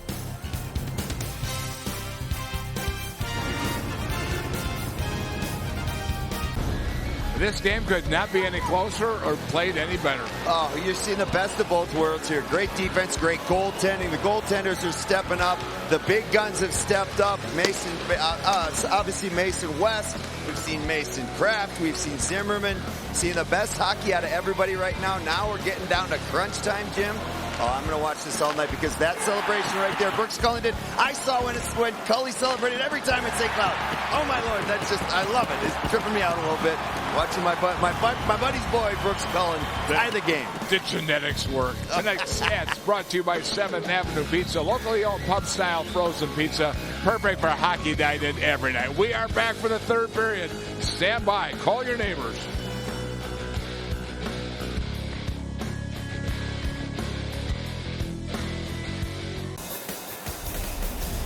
And let's flash back. We've got a little Cullen going here to show the difference. And getting all the feels tonight. I love this. There he is, the guy, Matt Cullen. This is what Moorhead's going to need. Somebody to step up and be the hero. Send them to the championship game tomorrow night. And I can tell you that every single player on that bench wants to be the hero. It's not always the stars that come up big in these moments, Joe. That was a double overtime win on semifinal Friday night. And let's take a look. There's a shot at Matt Cullen right now. Looks like he can still play about 20 minutes tonight. He doesn't have the white hair I do. And his chin especially, yeah, he still could. That man's a machine. Love that guy to death. What he's given to me as a person and what he's given to this state as a hockey player. Just couldn't love that family anymore. Yeah, here's a guy that played well over 1,500 games in the NHL, Stanley Cup, the whole thing. His high school is his greatest memory in hockey, and that's so much for all these players. And it shows how much this tournament means to us all. He only has one regret, and is this tournament. And now he gets a chance to come back, do it with his son, his nephew on the team. Hopefully erase this, and what a story it would be for Matt Cullen to come back and bring Moorhead home their first state tournament. And you know that the alumni are trying not to put pressure on the kids, right? They're trying not to. They're trying not to. But at the same time, you know how badly they want it. Oh, yeah. Well, I'll tell you what, at Jefferson, they flat out put it on us. It was up to us to keep it going. And there's the young man. There's Brooks. Oh, my Lord, he does. He just looks so much like Matt moving around out there. Same way, moves the same hands, the way he's fixing his elbows. The way he keeps winning faceoffs and finding the loose puck and burying it to tie the game. Maybe Brooks has got another one in him here. Well, I guess we will see. Who's going to score the winning goal tonight? We've got an instant classic, and let's get up to a classic announcer, Jim Erickson, along with Kevin Gorg to bring us home. Here's some stats for you, Kevin.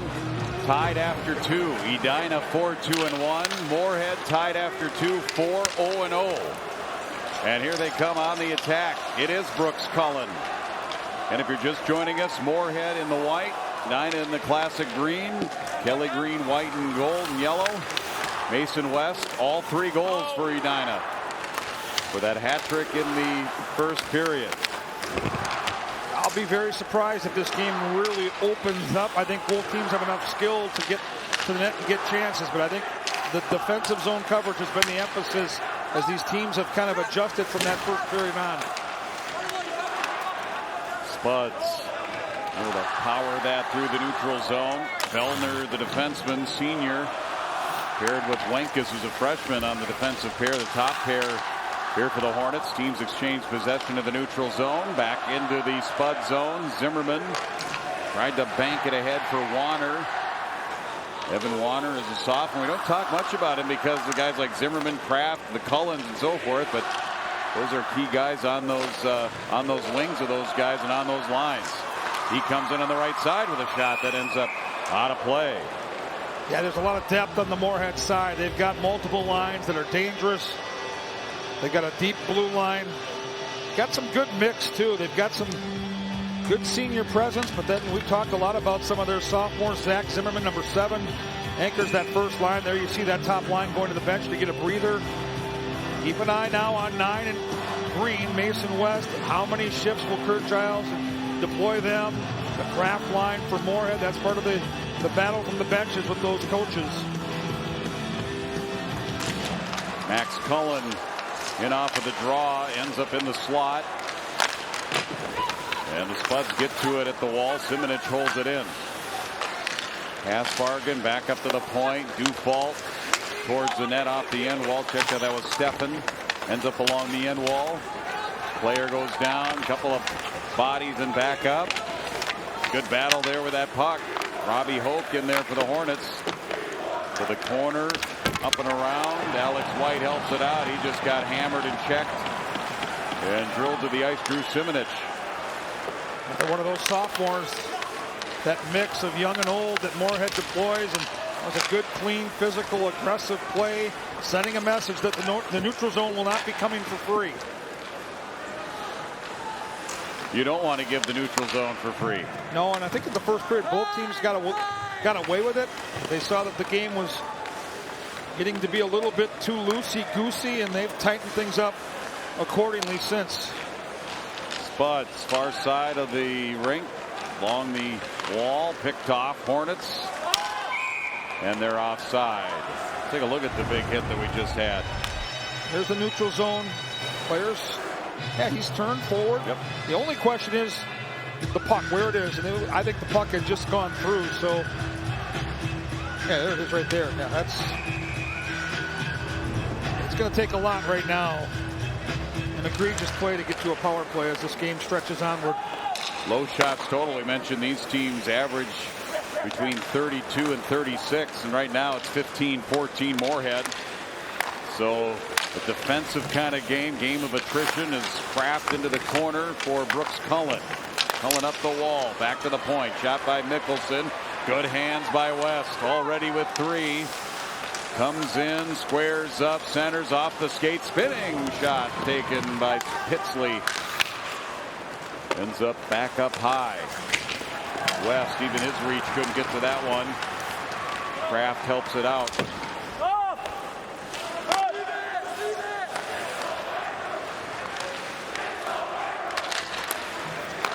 Spuds to Kraft. Zimmerman working the center, but the Hornets are so good defensively, not allowing any of that. And they just end up reversing the puck. They come back to the house. They always circle back to the middle of the rink. They trust that their goaltender will take care of anything on the perimeter, and all 5 players migrate back to the middle, and you're Moorhead, that's got to be frustrating because if you force it, you're going to cough it up. Now you just got to settle for. Brady Steffen tied up right at the line by another Brady Peterson for Edina. And this one in, out, back in, offside. Face-off coming up, 13:09, third period. Nothing decided yet here in this one, 3-3. Just joined us, Stillwater won the first game of the evening here on the AA side. They blanked St. Thomas Academy 4-0 in that game, even though St. Thomas peppered the net. Had a goal that was disallowed for goalie interference. So that is the team that is waiting to find out who they will play for the Hardware tomorrow night. This third period and beyond will dictate that. Max Cullen crashing in. Tyden Bergeson ends up with it behind the net. Up to the point, shot wide. Simonich. Hornets with Freddie Schneider. Splits a couple of Spuds. Still brings it in. Pad save. Rebound right up the slot. And the Spuds clear it out of that slot. Not out of the zone. Towards the net by Peckham at the top of the blue paint into the corner.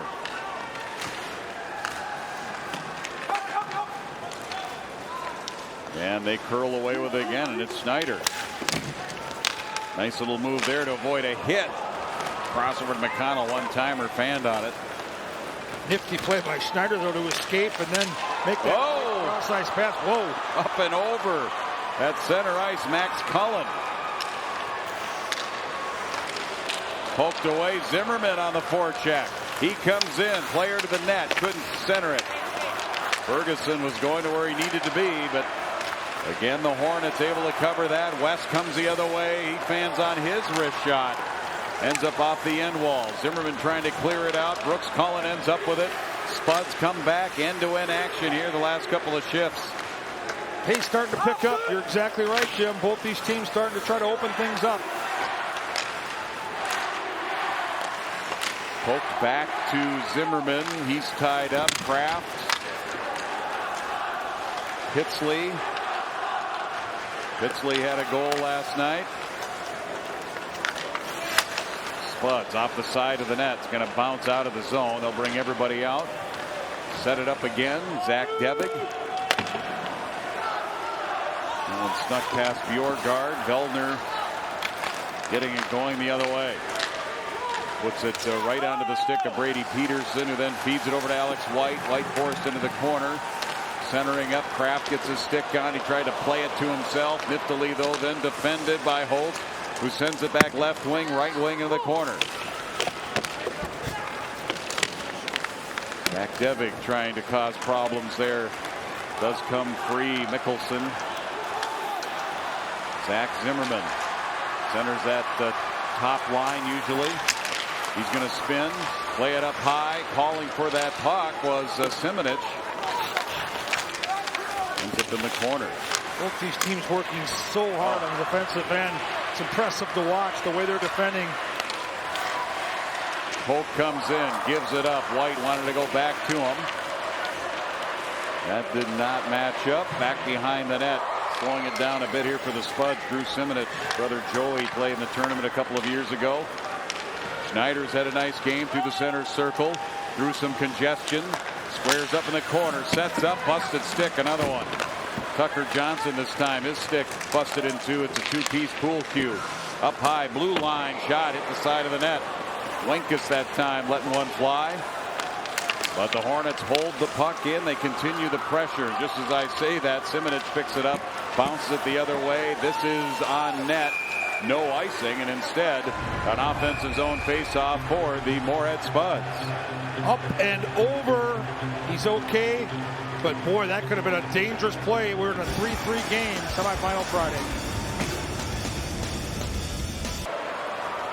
Our look at the past champions brought to you by Summit Mortgage, your hometown lender, helping you successfully navigate the mortgage process for over 30 years. Both defending champions are still alive. St. Cloud Cathedral in the early game today advanced. They will play East Grand Forks at noon tomorrow for the Class A championship.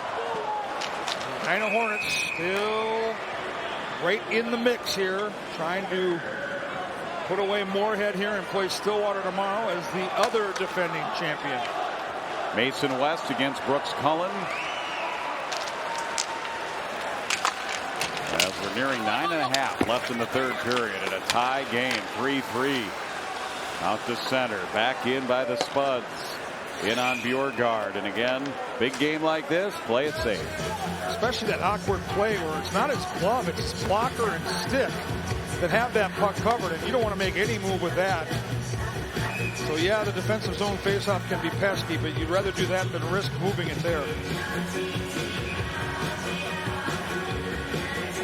Cullen ready to take this draw again. Brooks Cullen. And again, Mason West. Cullen pulls it back to Zimmerman. Gives it up to the D-man Mickelson. Banks it in for Brooks Cullen. Picked off Wenkus. Up to the line. Right back in deep. Case for it. Zimmerman. Good wheels there to get to that one. Brooks Cullen up to the point. Forcing it out west. Just such a wide. He's got a wide wheelbase. It's hard to move. Yeah. I saw in that play. West trying to split a couple of Spuds. Keeps that puck alive. Still into the corner. Mickelson wondering, thinking about what he's going to do with it. He swings back and around, waiting for it. Pitsley. And it sneaks out. Hornets right back in. Peckham. Stenjum keeps it going around to the far side. Stopped there by Zimmerman. They had a 3-on-2 with some trailing defenders. Up ahead for Cullen. And Max Cullen was going to the net. Bjorgard went down. And the Hornets now try a long pass to Seider. He's got it at the line. Coming in all alone. Backhand. Saved by Stenjum. Penalty coming up. It's going to be a slash. Stenjum made the save, but in the end, it'll be a power play for the Hornets. Great stretch pass here. How about the skill by Freddie Schneider controlling the puck and making a great move on the net. Stenjum stretching out with the right pad to save the day. There's the slash. It's a two-hand. I'm amazed that stick didn't break. And here you go. Just past the halfway point of the pivotal third. And Dyna on the power play. A power play that clicked at near 40% during the regular season. So if you're a Spud, this is a very dangerous sequence. Aiden Dufault called for the penalty. 2-minute minor for slashing. 8:41. Shot Wenkus. Pad save Stenjum. Not out. Stenjum gets in to keep that in. Down to the corner. Hasbargen helps it around, and that will leave the zone. Brady Molman seeing power play time here tonight. He's listed as the third D-man on the third set. Third pair. Number 2, Brady Molman keeps that puck alive. Johnson, who gains the zone, takes his spot down the near wing into the corner. Swung around for Alex White in this Edina power play coming into tonight. 39%. That's amazing. They really moved the puck quick. You can see the tape to tape right now. Molman, Wenkus, wrist shot, save, rebound all the way out to his left out of the blue paint was Stenjum. But his Spud's able to get it out of danger, not out of the zone, along the end wall into the corner. 2 players go down. Involved in that is Zach Devig. Puck still tangled in there somewhere. Peterson, the man to pull it out. Spins around a couple of times. Molman at the point, floats to the middle. Back on the left side, Johnson shot, blocked. Rebound, puck still free. Johnson trying to wrap it around out in front. Does poke it out in front now. The Spuds find it, and they'll find a seam and send it down. 30 seconds right now left in the power play. One more good rush for the Hornets, but excellent work securing the crease and slot area by the Moorhead penalty kill. This is going to give them a jolt of confidence if they can salt the final 15 away here. Molman in stride along the far side. Joining the play is West. A bid for number 4. Sails high off the glass. Vandertop, who fed that puck. And it was tipped. Going after it, Brooks Cullen. He's going to get to it. Final second. Moorhead back at full strength. As Dufault is out of the box. Key penalty kill. Here's tying, keeping this game tied at 3. That could be a real momentum shifter. See if Moorhead can use that penalty kill to get their top guys out and try to take their chance now to score what could be the final goal of this game. It feels like the next one's it. Mason Kraft up to center. Brooks Cullen got his stick on it on his way to the bench. Ends in deep. Peckham got to it first, even after a bump, but it's held in. West in low, looking to create into the circle. Shot from down low, blocked. Wenkus got that. Back to Kraft again. Looked like he wanted to backhand it up to the point. Now he has it behind the net. Centers it up high. Defenseman Simonich. Oh, and a good defensive play by the Hornets. Simonich gets it back, and it's blocked again. Two good defensive plays by the Hornets and Caleb Pitsley. Excellent work by Pitsley. Stayed right with it. Went down to make that poke check, then got back up to make a block, and the bench all over him as he gets there with some positive encouragement. Kraft with a little, just a lob pass to see what would happen, and it was gloved and then a hand pass. Yeah, much more had secure the middle, though. You give your goaltender that look from outside, and they've done a really good job here of not allowing Edina into the middle. And when Hornets, this is a chance that you dream of. The hot guy, the big guy, West in the slot. I'm not even sure Stenjum ever tracked that puck, but it went high over the net. Just about 5 minutes left to decide this thing, and now every mistake, every play gets magnified. He's scary when he's in that box, just the way he can shoot the puck. Yeah, the release is so quick, and it's such a heavy shot. If you're a goalie and you don't pick it up right away, you have no chance. Under 5 left, all tied at 3 with a berth in the championship game tomorrow night at stake. Hornets chipped in. Stenjum quickly back there. Swings it around. Steffen. Warner.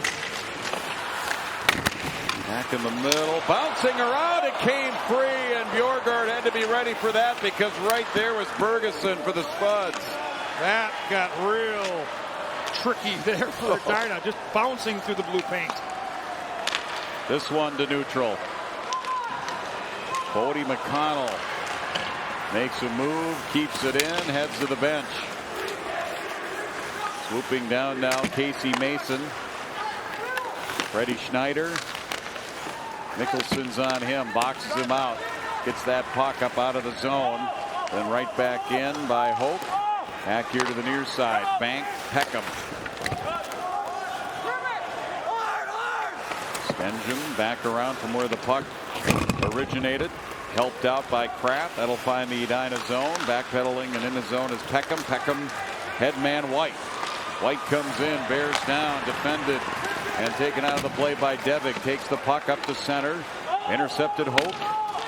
Throws it back in. Stenjum again.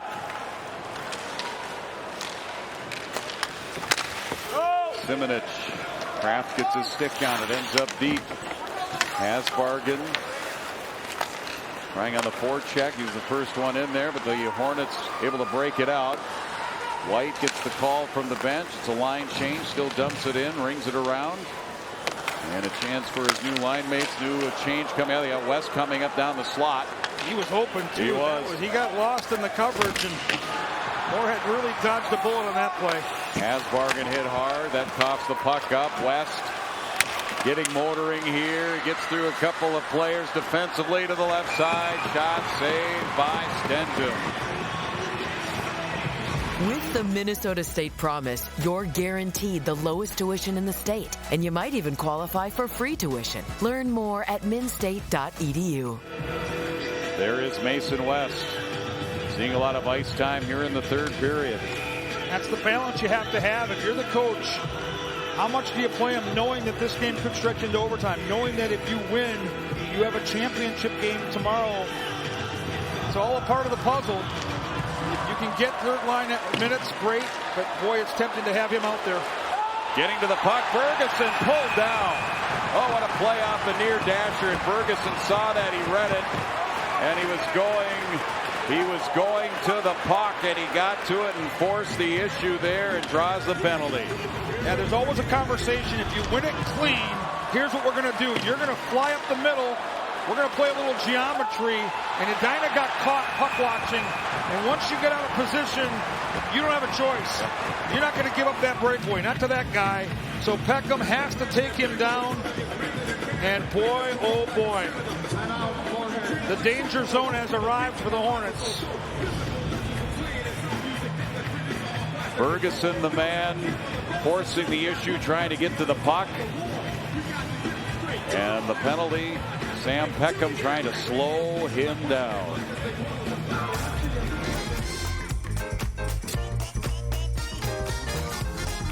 With Tria by your side, your body can do amazing things. There you see assistant coach, three-time Stanley Cup champion Matt Cullen. John Ammerman, of course, the head coach. Tony Kunka has been his assistant coach ever since John Ammerman took over in his 12th year. He's a Moorhead alum. These are the players to watch. There's Zach Zimmerman. He had 2 goals in one of the games against the Edina during the regular season. He scores from an impossible angle, top shelf. That was the first goal for the Spuds. Here's the second. Traffic in front of the net. A guy that just seems to have a nose for where the puck is going. His name is Mason Kraft. He's special. And then you see again a block shot that leads to Brooks Cullen being left with the rebound all to himself. These are all the major players. They're going to have a chance to put Moorhead ahead late in this hockey game with the extra man. Brooks Cullen ready to take the draw against Casey Vandertop. Penalty to number 7. And basically Cullen tied him up so they could play it back to the point. Zimmerman is at the point. Brooks Cullen goes to the corner. Now it's Zimmerman. Now it's Kraft. Along the blue line. Gets some space. Shot. Oh, that made it all the way through. It just missed the far post going wide and out of the zone. Mickelson looking for Kraft. Hornets have it covered. Kraft shot, save, rebound comes right back at him and cleared down. Vellner sends it. Yeah, Kraft was really hoping to make a pass there, but Edina had secured the middle, so he decided to fire it. And the big rebound by Bjorgaard actually helped the Hornets get the clear. Brooks Cullen takes the long rink-wide pass.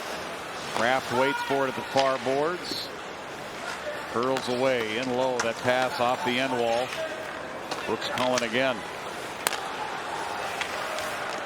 Mickelson to Brooks. Spinning a few times. In the middle. Zimmerman ends up getting it from Mickelson. Up high. Kraft with a shot from way out. Bjorgaard reaching out. Doesn't leave the zone though on the end wall. Karam ends up back. Battle for it. That one's cleared by Wenkus. What a battle by Wenkus. 14 in green. Had his man. Took him out. Found control and made the clear. And now Moorhead's down to maybe one more sequence with the extra attacker here. 27 seconds left in the Peckham penalty. Kraft. Here's Mickelson. Mickelson again. Shot. Kick save. Bjorgaard. Rebound. Comes back to the backside. Oh, and Fanning on it. And on a second chance. Zach Zimmerman scores.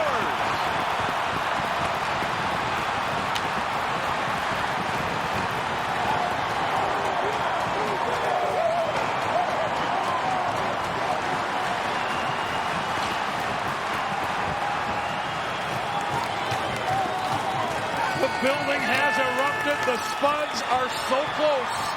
Inside a minute, the power play executed to perfection.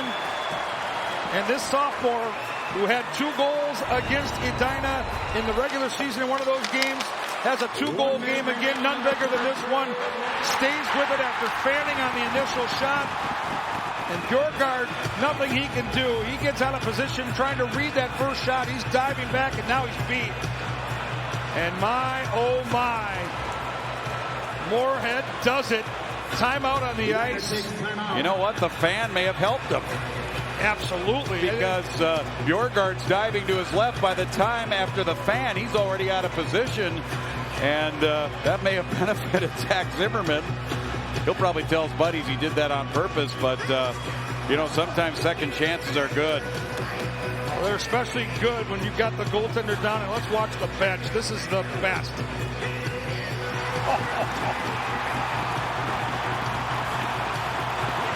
Oh, yeah. The hog pile on the bench. The emotion.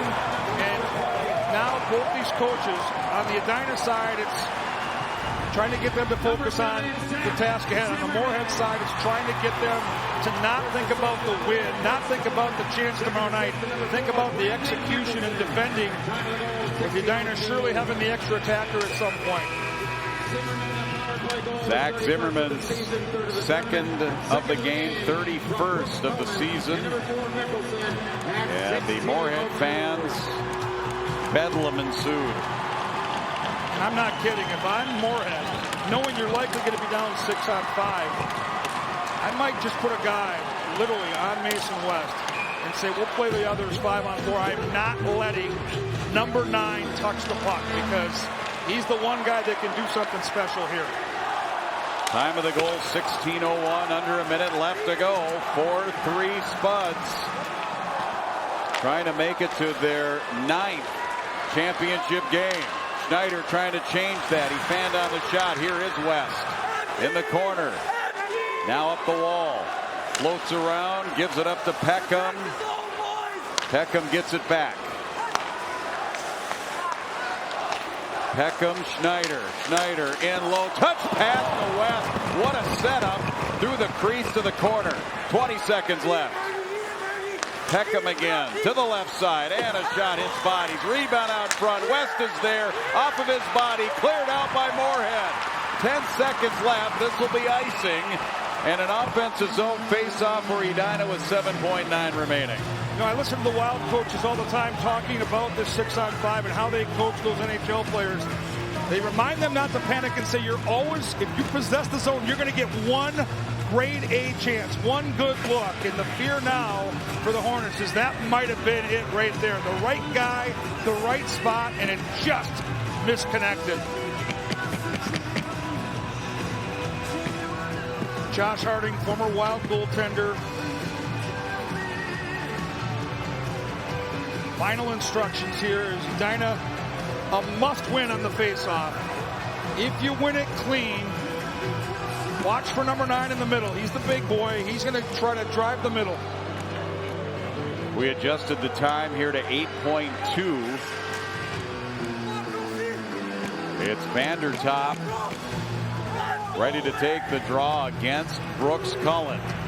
Huge draw here. 4 Hornets piled up in the middle. That puck tied up, and we're going to do it again.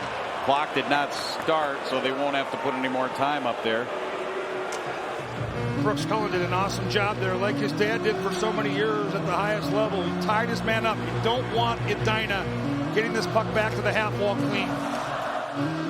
And there goes a glove.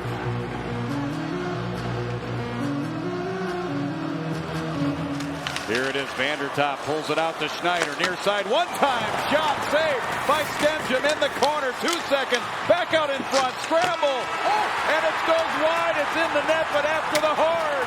And Moorhead is advancing to the title game.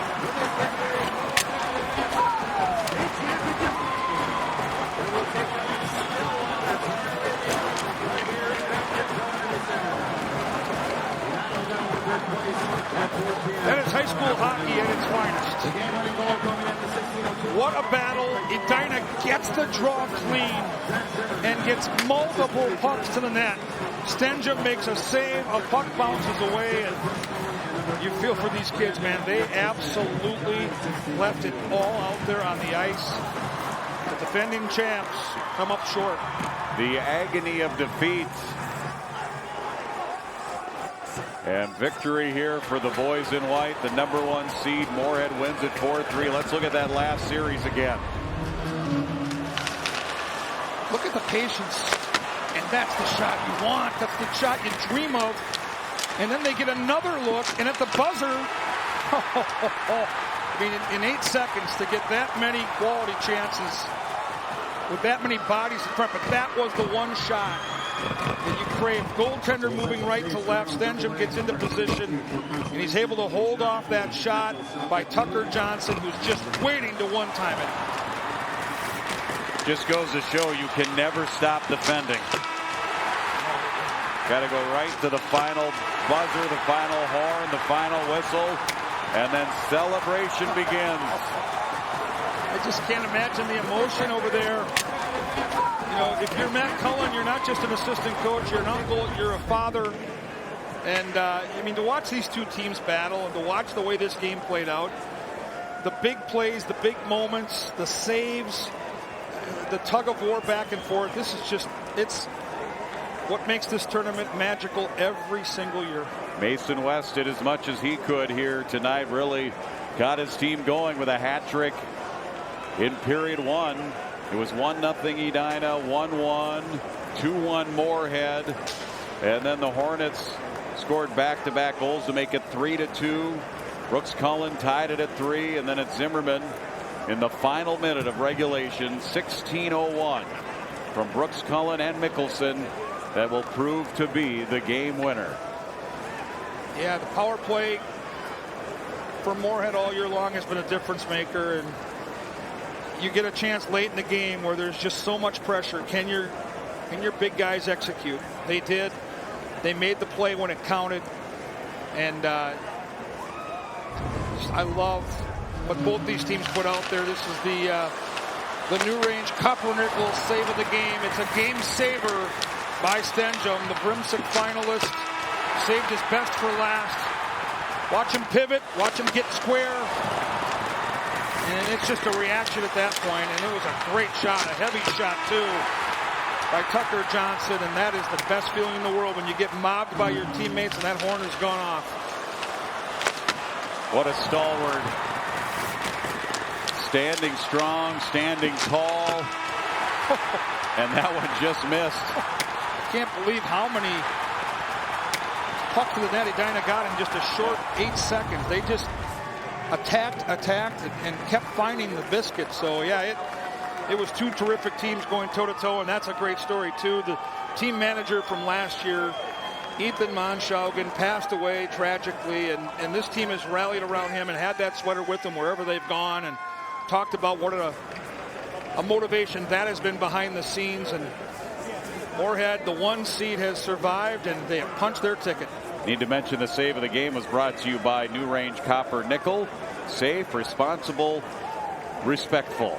And our guest is Zach Zimmerman, centerman for the Moorhead Spuds. Zach, it's Jim Erickson and Kevin Gorg way up top here at the XL Energy Center. How about that? What a great game between yourselves and the Hornets. And you guys are playing for the championship. Just give me kind of your thoughts right now. And have you been able to collect your thoughts? It's awesome. I love all my teammates, and we're just going to compete for something more than ever done. So, yeah, it's going to be awesome. What's the journey been like for you as a sophomore to be playing in such an important position, first line center, and having to make big plays at big times? Certainly not easy to do, but you found a way. Yeah, I'm playing with really good guys, so that makes it easier, and I played last year, so that just made it a little easier this year for me. Take us through that play on the game-winning goal, because it was a broken play. Yeah, Brooks Cullen made a great pass to me, then I whiffed on it, which scared me a little bit, but then I got it back and just slid it 5-0.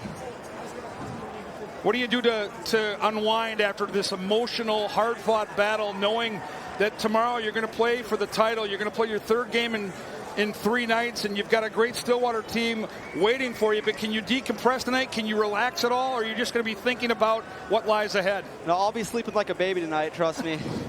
Yeah, but yeah, it'll be fun tomorrow. Kevin and I will also be sleeping like a baby in preparation of the championship games. Big day tomorrow. Tell me about the first goal, though. Now, your second goal was kind of a greasy goal, down in the grease pan and in tight. Your first one was just a beauty as you roofed it. How often do you work on that? And have you scored one from that angle before and hitting the top twine? I don't think I've ever scored one like that, but yeah, I just saw a little room up top and I decided to go for it. Nothing to lose. Nice work. And what does this mean to take down a program like Edina, the defending state champions, a team that consistently wins on this stage? What does this win mean for your team's confidence heading into that game tomorrow? Yeah, obviously Edina's a great team. They've been here many times, but yeah, we just got to reset tomorrow, and I think we'll be fine. Zach, great game. Congratulations. We will see you tomorrow night. Thank you. All right, thank you very much. There's Zach Zimmerman, the sophomore centerman. Well, these guys are so great to talk to, so poised in their interviews. Thank them for joining us. He's our prime performer, and the prime performance brought to you by the College of St. Benedict and St. John's University. More to explore. Great job, Kevin. Awesome stuff. Thank you so much. We'll go back down to Joe and Mark after this on 45 TV.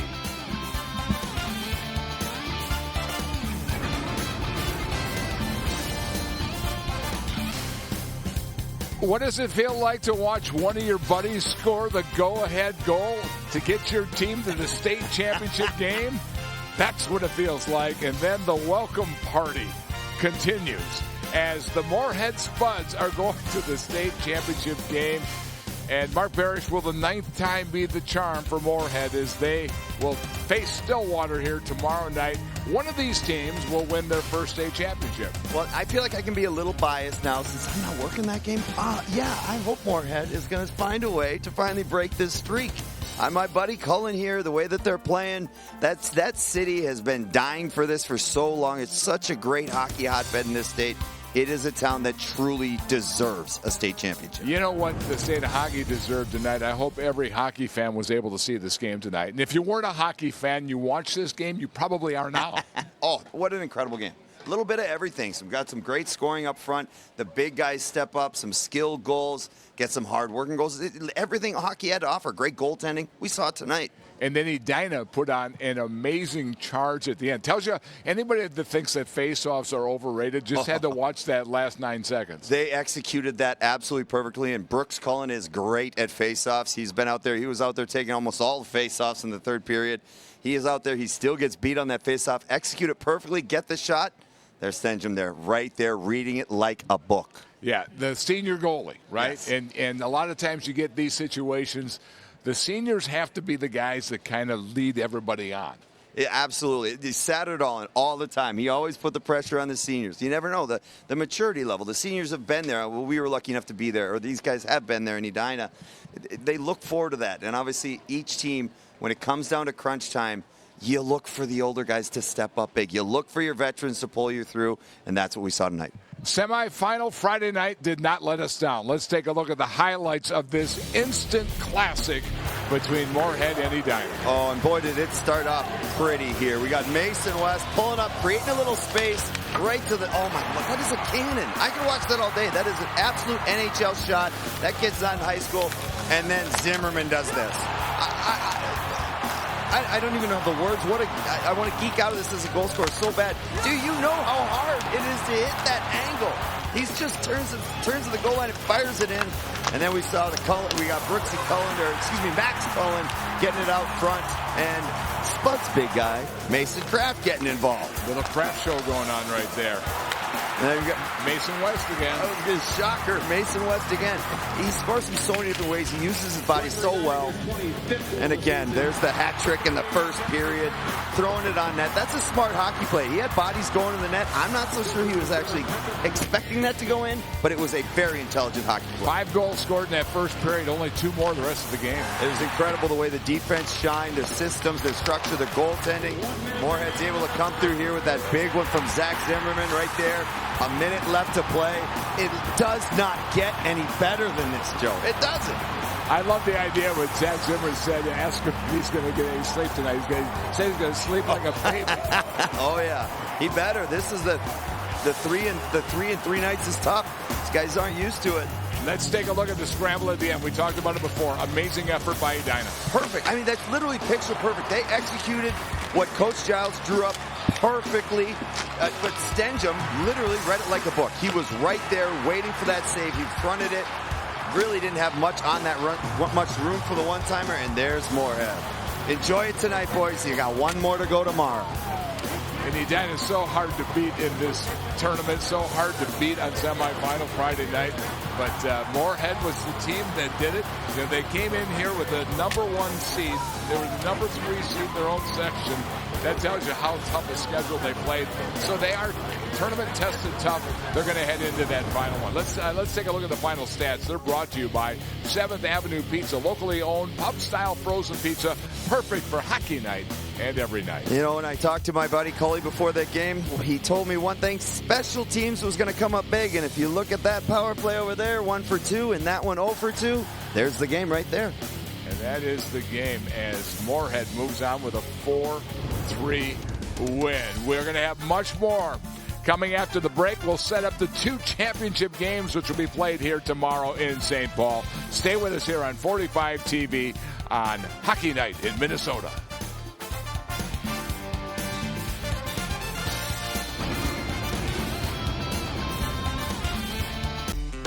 Championships Saturday starts at noon with East Grand Forks taking on defending champion St. Cloud Cathedral. And then the nightcap at 7 o'clock, the number 1 Moorhead Spuds against the number 2 Stillwater Ponies. And should be a fun championship Saturday. It's the best championship Saturday. Come on, that's what you play for. Every kid that played high school hockey is playing for tomorrow night. There's only 2 teams that get to. Let me tell you, when you're one of those 2 teams, it's euphoric. That's what you play for all year long, and you get a chance to be there.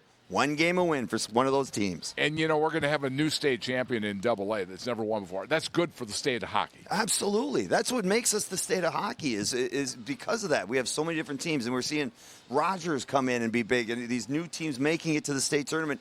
That is what makes this so powerful, is how many teams, how many cities, organizations, schools that want to be involved in this.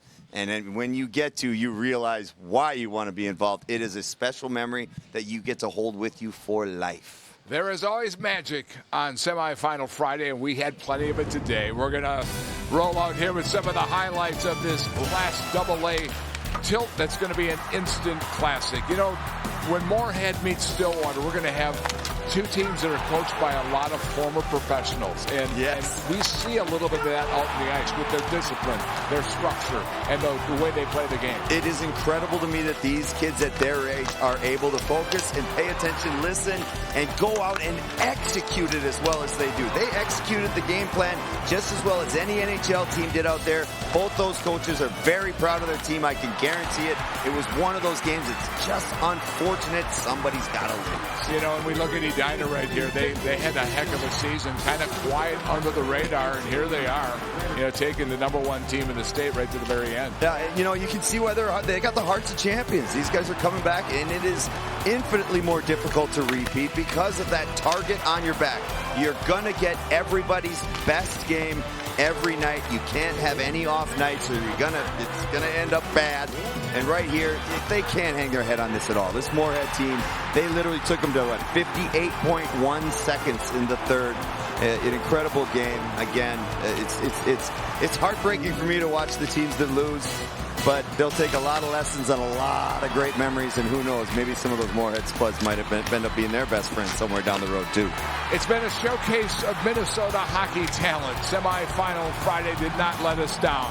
We start tomorrow at noon when St. Cloud Cathedral takes on East Grand Forks, and then the championship game between Moorhead and Stillwater at 7. See you tomorrow.